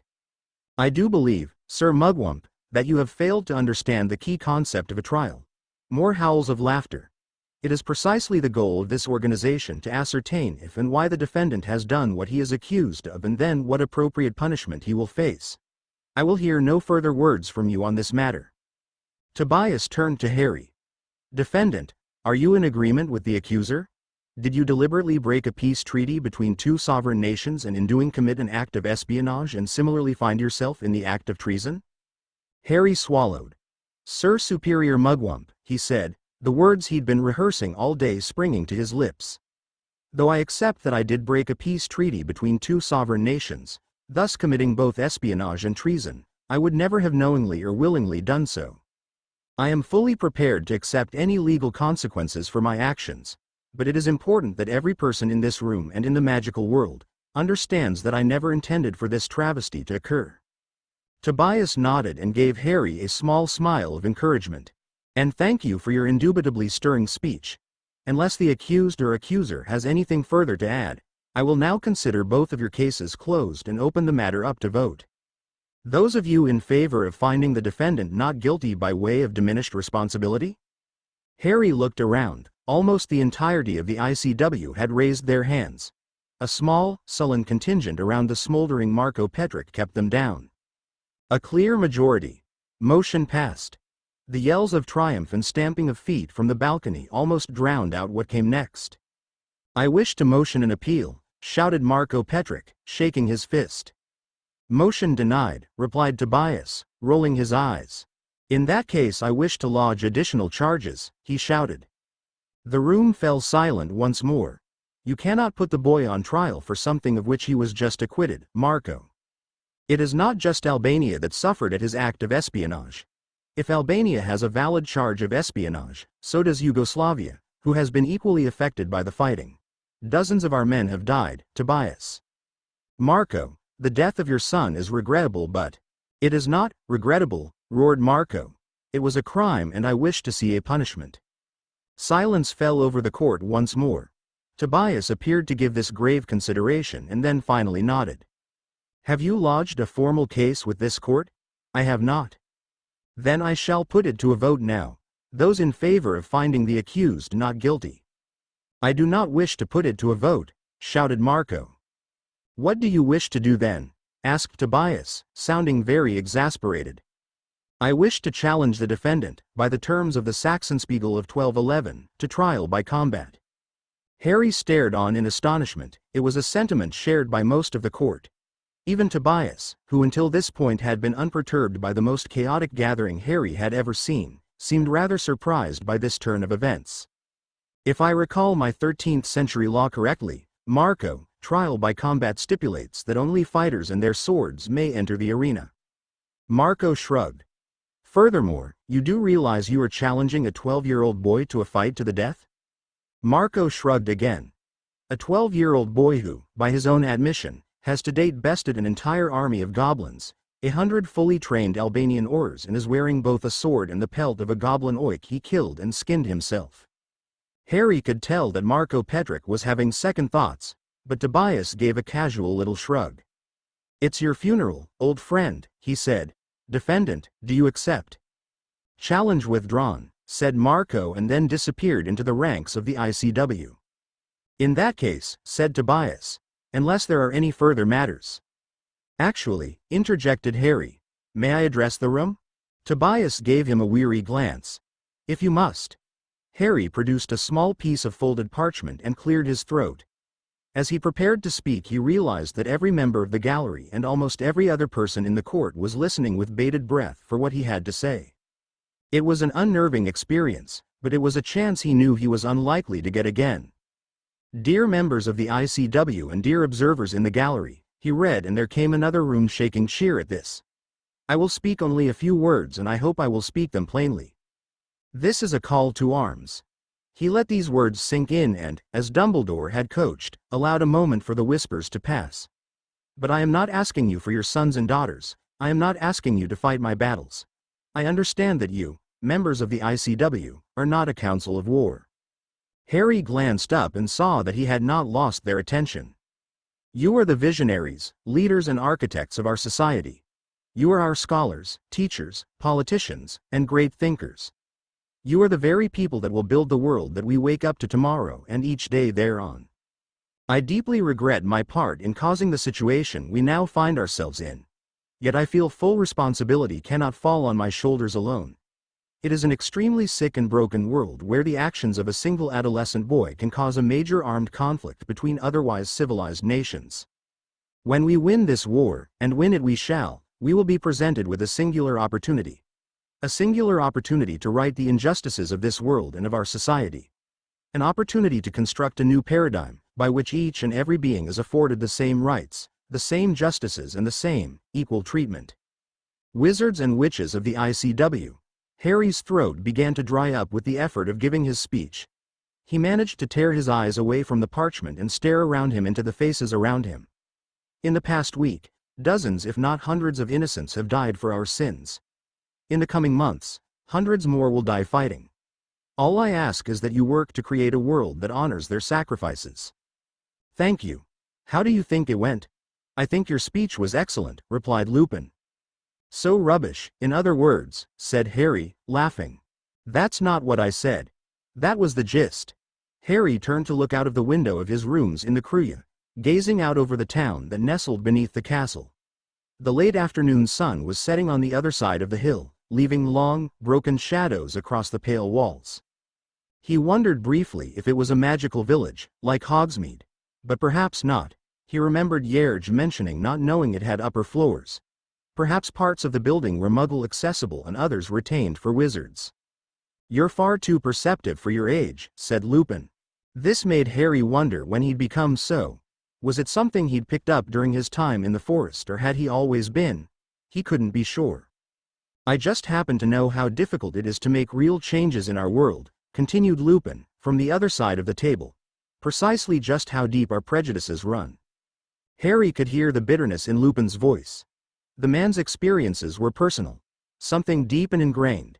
He felt curiosity blossom inside him, but knew it was rude to pry. You don't think it's possible? I didn't say that. I just think it'll require more than a few speeches. Lupin caught Harry's glance. It's like an ocean liner.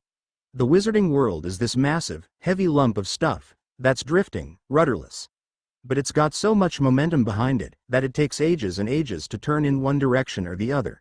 But if you work hard and you're patient and you're lucky, you might just steer it into a safe harbor. Harry laughed, and despite looking slightly affronted, Lupin soon joined in. I guess I overplayed that analogy, said Lupin, with a grin. You think? Asked Harry, returning it. Well, we can't all be wonderful public speakers like yourself. Harry's smile faded. I was terrified, he admitted. If Dumbledore hadn't insisted. I'm not sure that he insisted. If I recall correctly, he merely asked. Harry frowned at this remark. Perhaps Lupin wasn't aware that when Albus Dumbledore asked you to jump, the correct response was, how high? Anyway, continued Lupin. After basilisks and dark lords, what's a little public speaking? It was scarier than going up in front of Vold. Harry caught himself before he'd uttered the word, but to his surprise, Lupin didn't look shocked at all. Don't be afraid to use the name, he said, to Harry's astonishment. I've met him, Voldemort, I mean at the height of his power. He's scary, but he's just a wizard. A name is a name. Harry was about to reply when there was a knock at the door.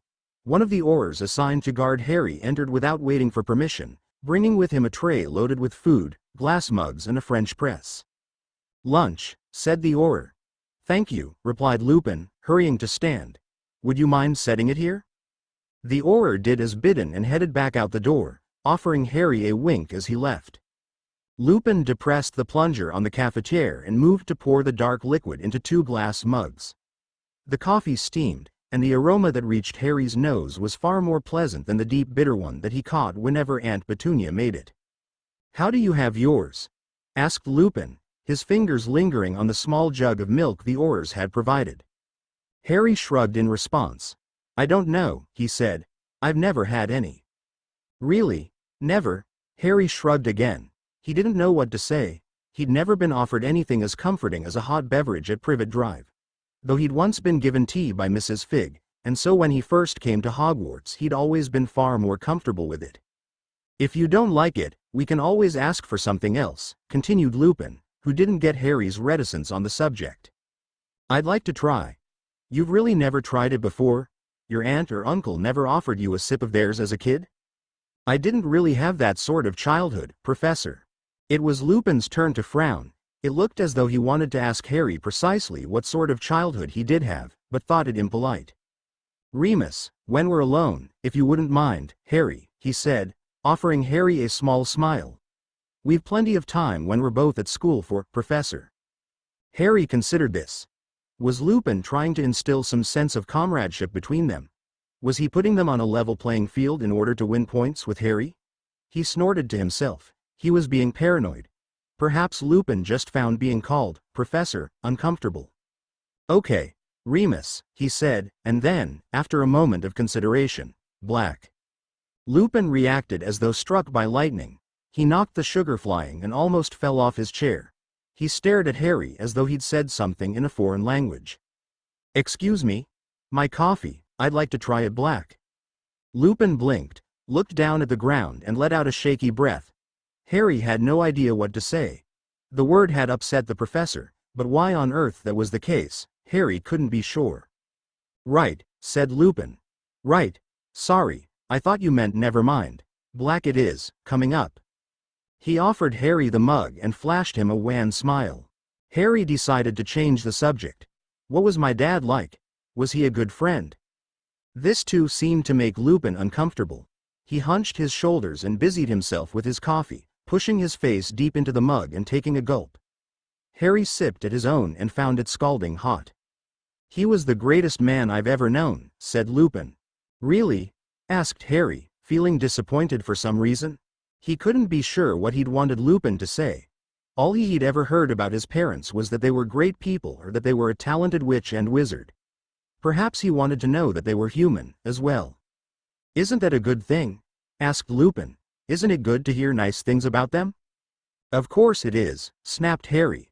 It's just that everyone tells me that and... You were looking for something more meaningful? Yeah, replied Harry. I don't know anything about them as people, only as some shining example of perfection. And nobody is really like that, are they? Not even Dumbledore. Especially not Dumbledore, said Lupin, and though it sounded offhand, Harry thought there might something more to that. But Lupin carried on, heedless. Okay, well, how about I tell you about the time that James... But whatever anecdote Lupin had planned to relate was interrupted by a sudden knock at the door. They waited for the Auror to enter as he had before, but there was nothing. The knock came again. Harry could see from Lupin's face that he felt as uneasy about it as he. Indeed, the professor beckoned Harry closer. "Come in," called Remus, fingers ready on his wand's grip. The door opened a crack and a familiar, but unwelcome face appeared at the gap. Marco Petrick leaned a little into the room and glanced around. "Dumbledore?"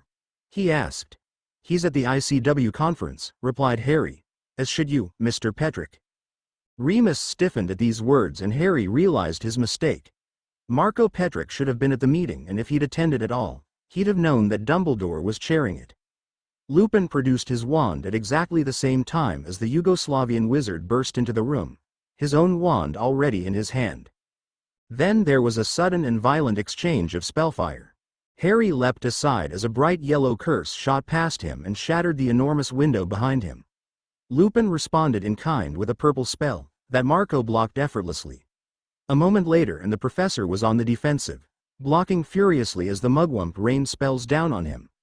The ricochets caught the table, the hanging tapestries and the plush furnishings alight. Harry could see from the expression in the mugwump's eyes that he was beyond all sense of reason. He could tell too, from the way that the duel was playing out, that Lupin wasn't going to last very long. Marco Petrick was far too skilled. Reacting more by instinct than on the basis of any formulated strategy, Harry rose, seized the cafetiere and hurled it across the room with uncanny accuracy. Petrick reacted instantly, not even looking in Harry's direction before striking it out of the air with a curse. But this was what Harry wanted him to do. A second later the insane wizard took a face full of broken glass and boiling coffee.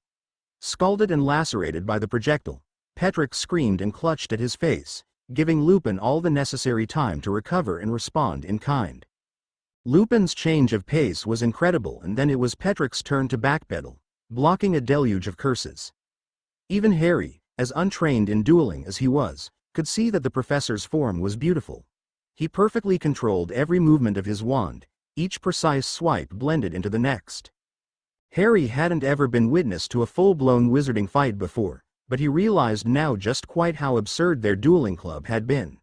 There was none of the formality, none of the pompous rubbish that Lockhart had blathered on about. There was just a combination of powerful magic and pure chaos that was blistering in its intensity. Harry's eyes, so used to the extreme speed of Quidditch, darted this way and that, trying to read every detail and predict every curse. But it was all a little too fast.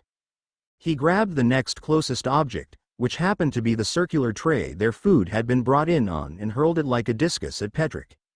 It spun through the air, forcing the Yugoslavian wizard to dunk beneath the trajectory, and earning Lupin a hit that left a trail of blood across the floor. Harry began to pick up everything to hand and hurl it at his foe, too fast for real accuracy, but with enough venom to keep Marco on his toes. Some things, like the sandwiches and cushions, were useful for their ability to distract. Others, such as the glass mugs and ceramic plates, were thrown for their potential to injure. In the end, it was a banana that ended the fight. Harry sent it hurling through the air, spinning as it flew, in a wild and unpredictable trajectory. It caught Petrick in the eye, knocking him off balance and allowing Lupin to land the final blow. A jet of white light smashed the Yugoslavian in the face and sent him crashing back out of the doors he'd entered through. And then the room was full of people. Aurors piled on top of Petrick and separated him from his wand. Others burst into the room and began to douse the flames with streams of water from the ends of their wands. And Dumbledore crossed the room in 3 long strides, his blue eyes burning with cold ire. Harry'd never seen Dumbledore so angry, but now that he did, he realized why people named him as the only wizard Voldemort ever feared. "Are either of you hurt?" he asked, his voice laced with ice.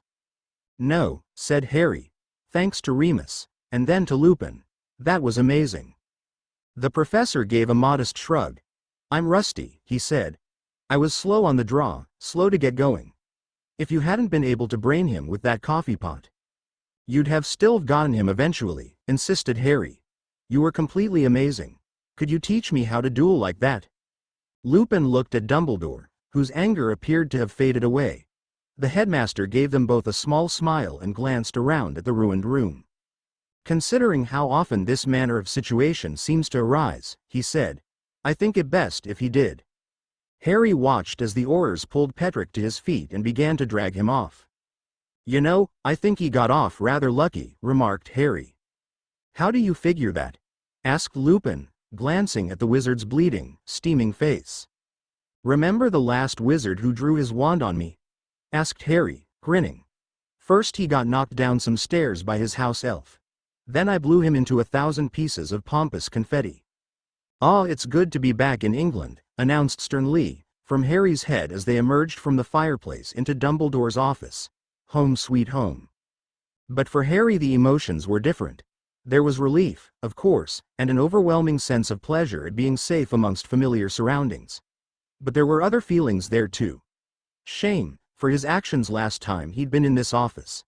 Disgust with how childish he'd behaved. But oddest of all was the fear.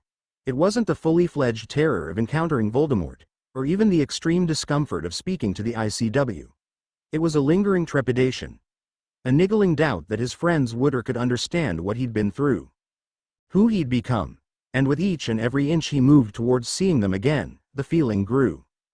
Dumbledore followed him through the fireplace and went to sit behind his desk. Lupin had gone home for the remainder of the holidays, having already promised to begin teaching Harry to duel the moment term resumed. So Harry and the headmaster returned alone, not to the Burrow, as Harry wanted, but to Hogwarts. Dumbledore hadn't deigned to explain why, but Harry had his suspicions.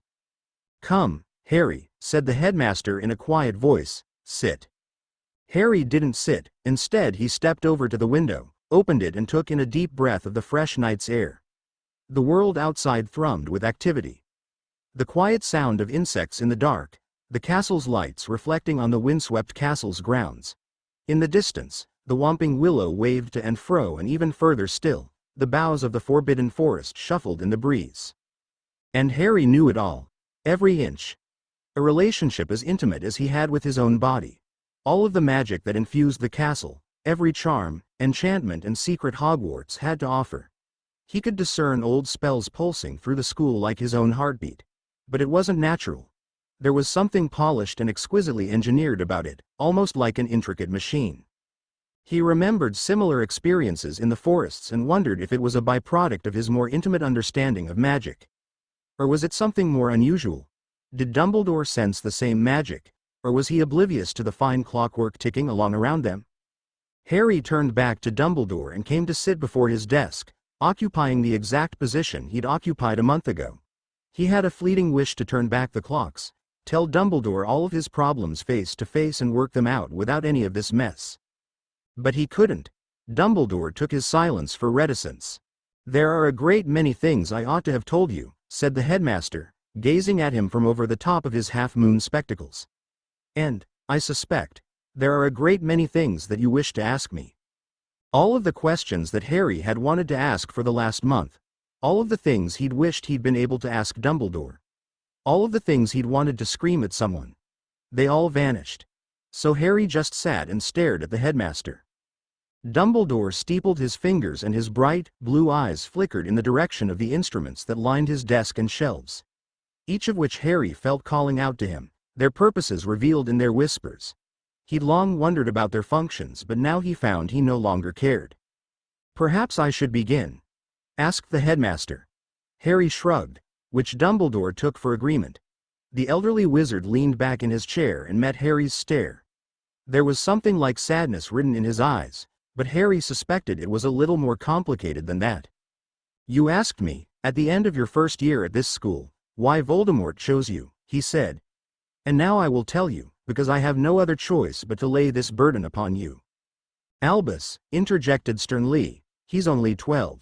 And my secrets have cost him far too much already, said the headmaster, his voice firm and final.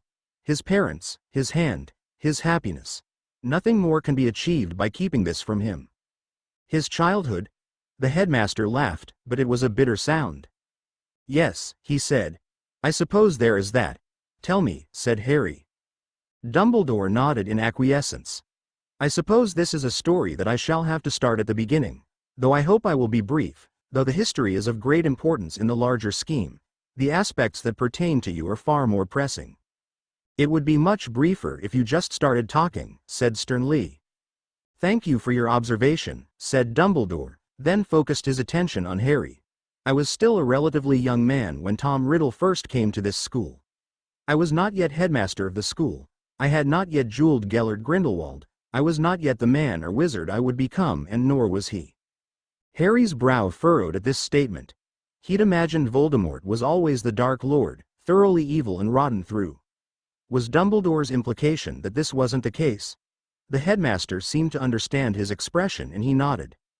I do mean to say, that when I first met him, Tom Riddle was no more Voldemort than you are today. This made Harry flinch in disgust, but Dumbledore raised a palm. I do not mean to insult you, but the ghost of Tom in the diary did not lie when he said the two of you are very similar. Even more so now than ever before, but I digress. Dumbledore lowered his hand and used it to stroke his beard instead. You are aware that Tom Riddle grew up in a Muggle orphanage, but what you do not know is that I was the one who introduced him to our world. What I found was a proud, talented and extremely scared little boy. Yet at the time, I confess, I didn't see a terrified child. I thought I saw something inside him that was not there and, as a result, made a grave mistake. This surprised Harry, who still, despite everything, saw the headmaster as rather infallible. Dumbledore smiled, but it was so thin, stretched and bitter that it came out as little more than a mockery of a real smile. I grew up with Gellert Grindelwald, you see. We were friends when I was only a little older than you. But by the time I met Tom Riddle he had betrayed me and become one of the darkest wizards of all time.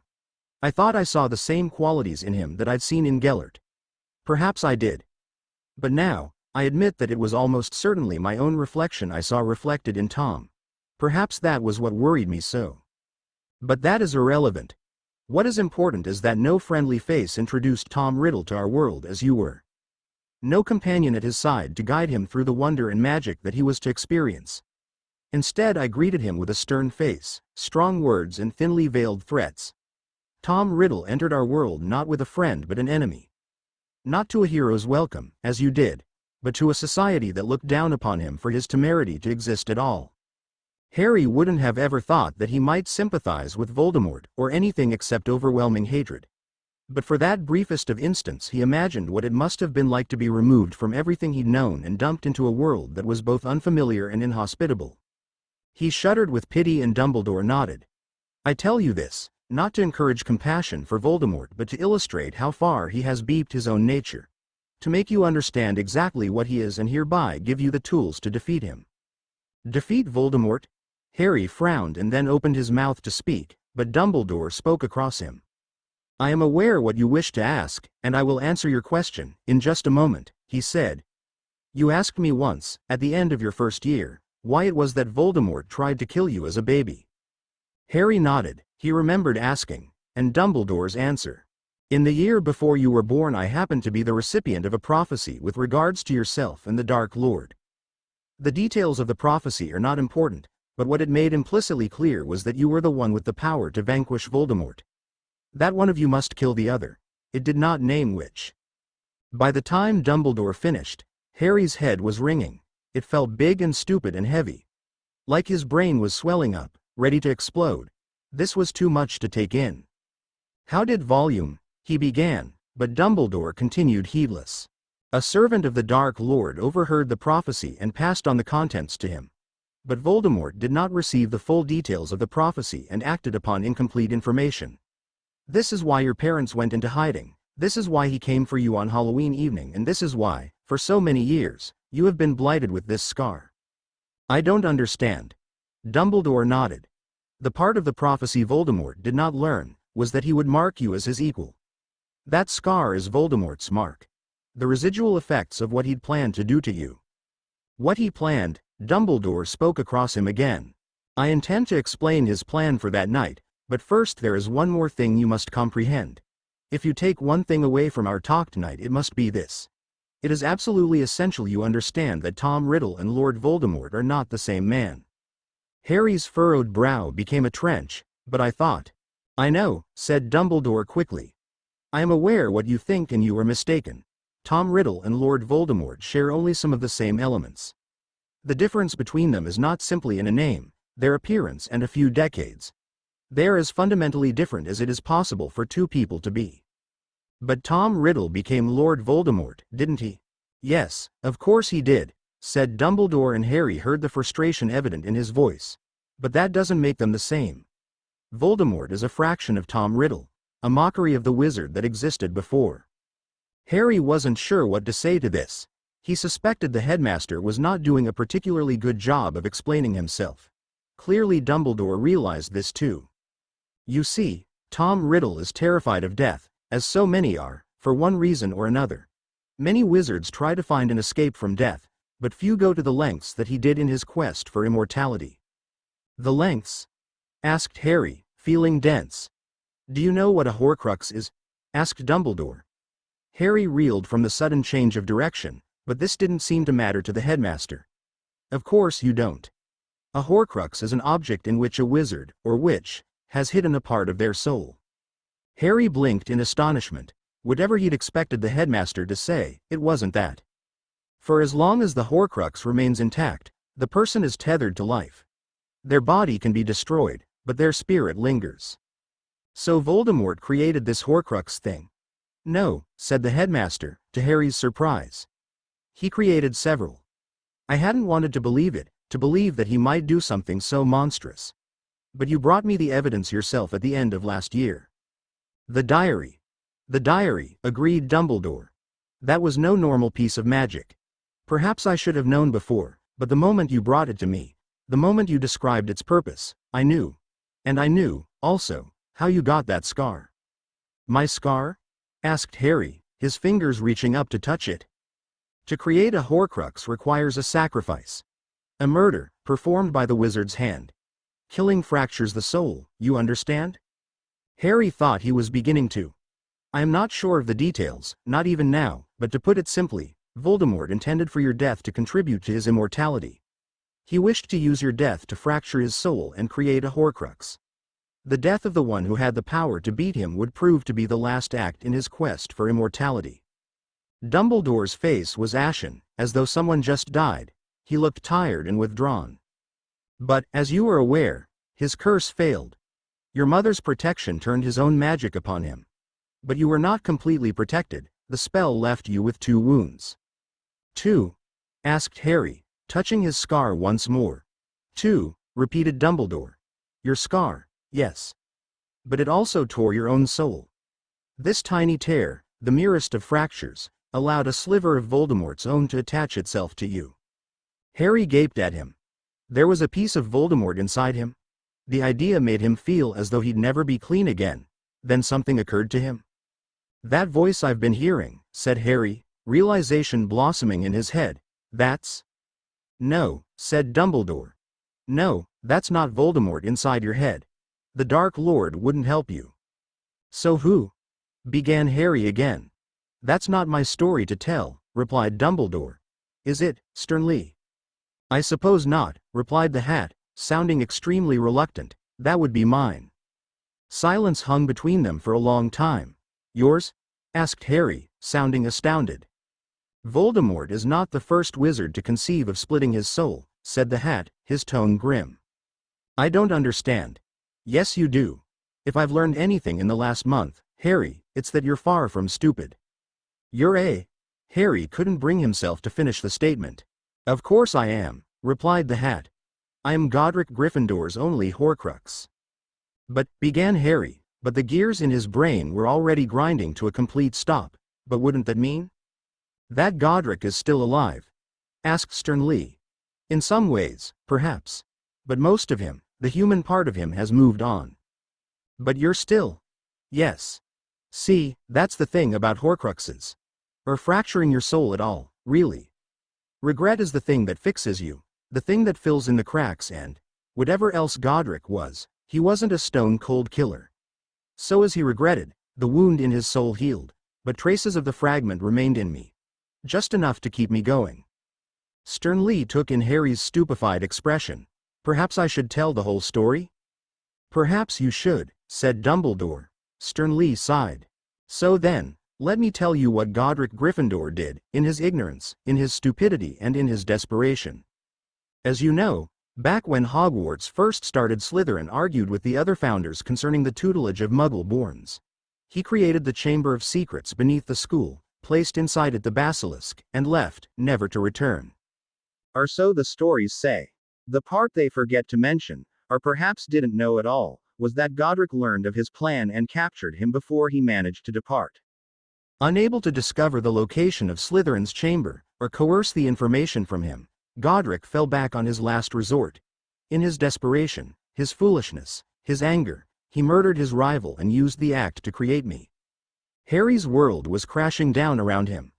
Godric Gryffindor a murderer? Sternly a product of horrendous dark magic?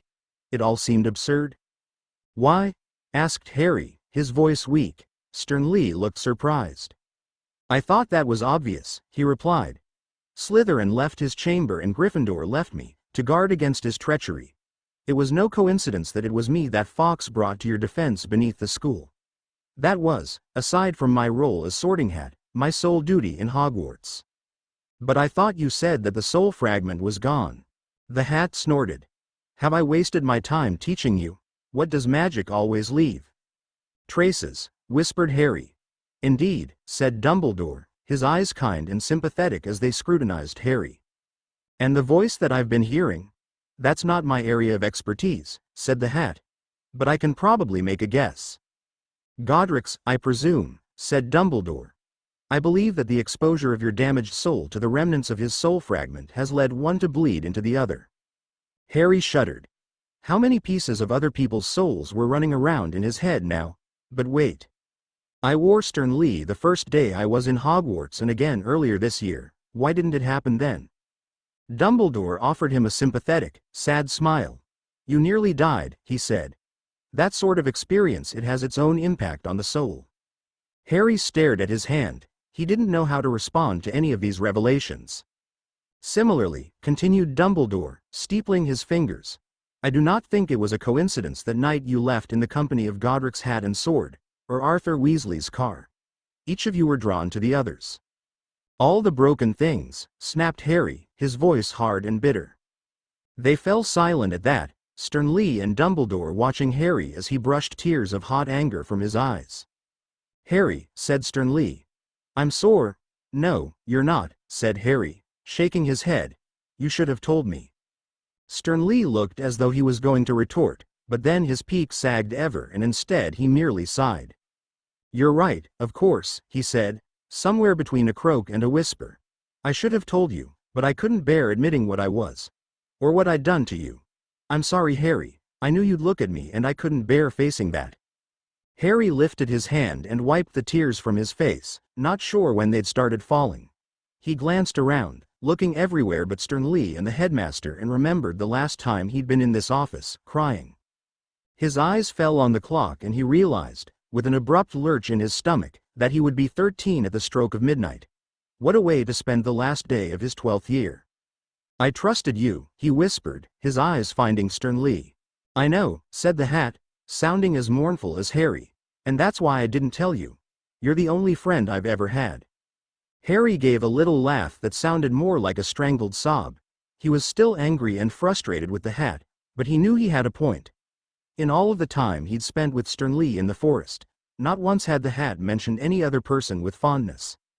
Not Gryffindor, not any of the headmasters, not any of the students. He glanced at Dumbledore and saw, to his surprise, that the headmaster had a slight tinge of shame to his expression. And perhaps he should. All the time Dumbledore had been headmaster, Sternly was there. Harry wondered how many conversations they'd ever had before Harry's disappearance. From the look on Dumbledore's face, it was none. So the headmaster, like all those before him, only ever used Sternly like a tool, instead of interacting with him as a sentient being. In 800 years Harry was the only one to make an attempt to befriend Sternly.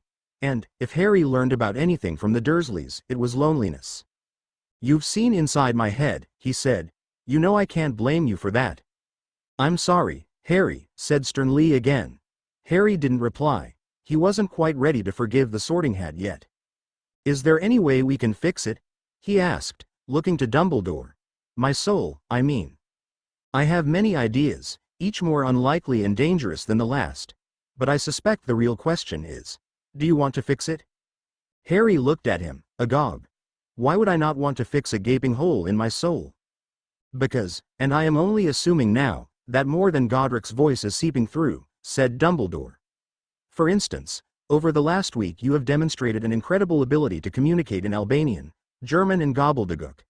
I hope you will forgive me for saying so, but I do not believe you possessed any aptitude for these talents before you left. Harry frowned. He hadn't been aware of speaking any other languages, but the more he thought about it, the more it made sense. He'd spoken to magical creatures, Albanian Aurors, mercenaries from 3 continents and an entire room full of wizards from 100 different countries. Oh, he said. Oh, indeed, replied Dumbledore, his eyes gleaming. Have you noticed any other unusual abilities? Yes, said Harry, furrowing his brow. I thought it had only happened the once, but in hindsight, it was a few times. After the fight with the Oiks and in the forest with the goblins and in the fight with Malfoy and just now when we arrived. He looked up and caught Dumbledore's patient smile. The headmaster seemed both curious and confused. It was like, began Harry, trying to think of how to explain it. Like the entire world had been shoved into my head all in one go. All the sounds and sights and smells and tastes and the magic. All of it buzzing around my head. Ah, said Dumbledore, looking rather surprised. That is both unexpected and interesting. So you've heard of it before? Asked Harry, feeling relieved. Has it happened to you, in the past? It is called ambidience, replied Dumbledore, examining him with a serious expression, and yes, I've experienced it before.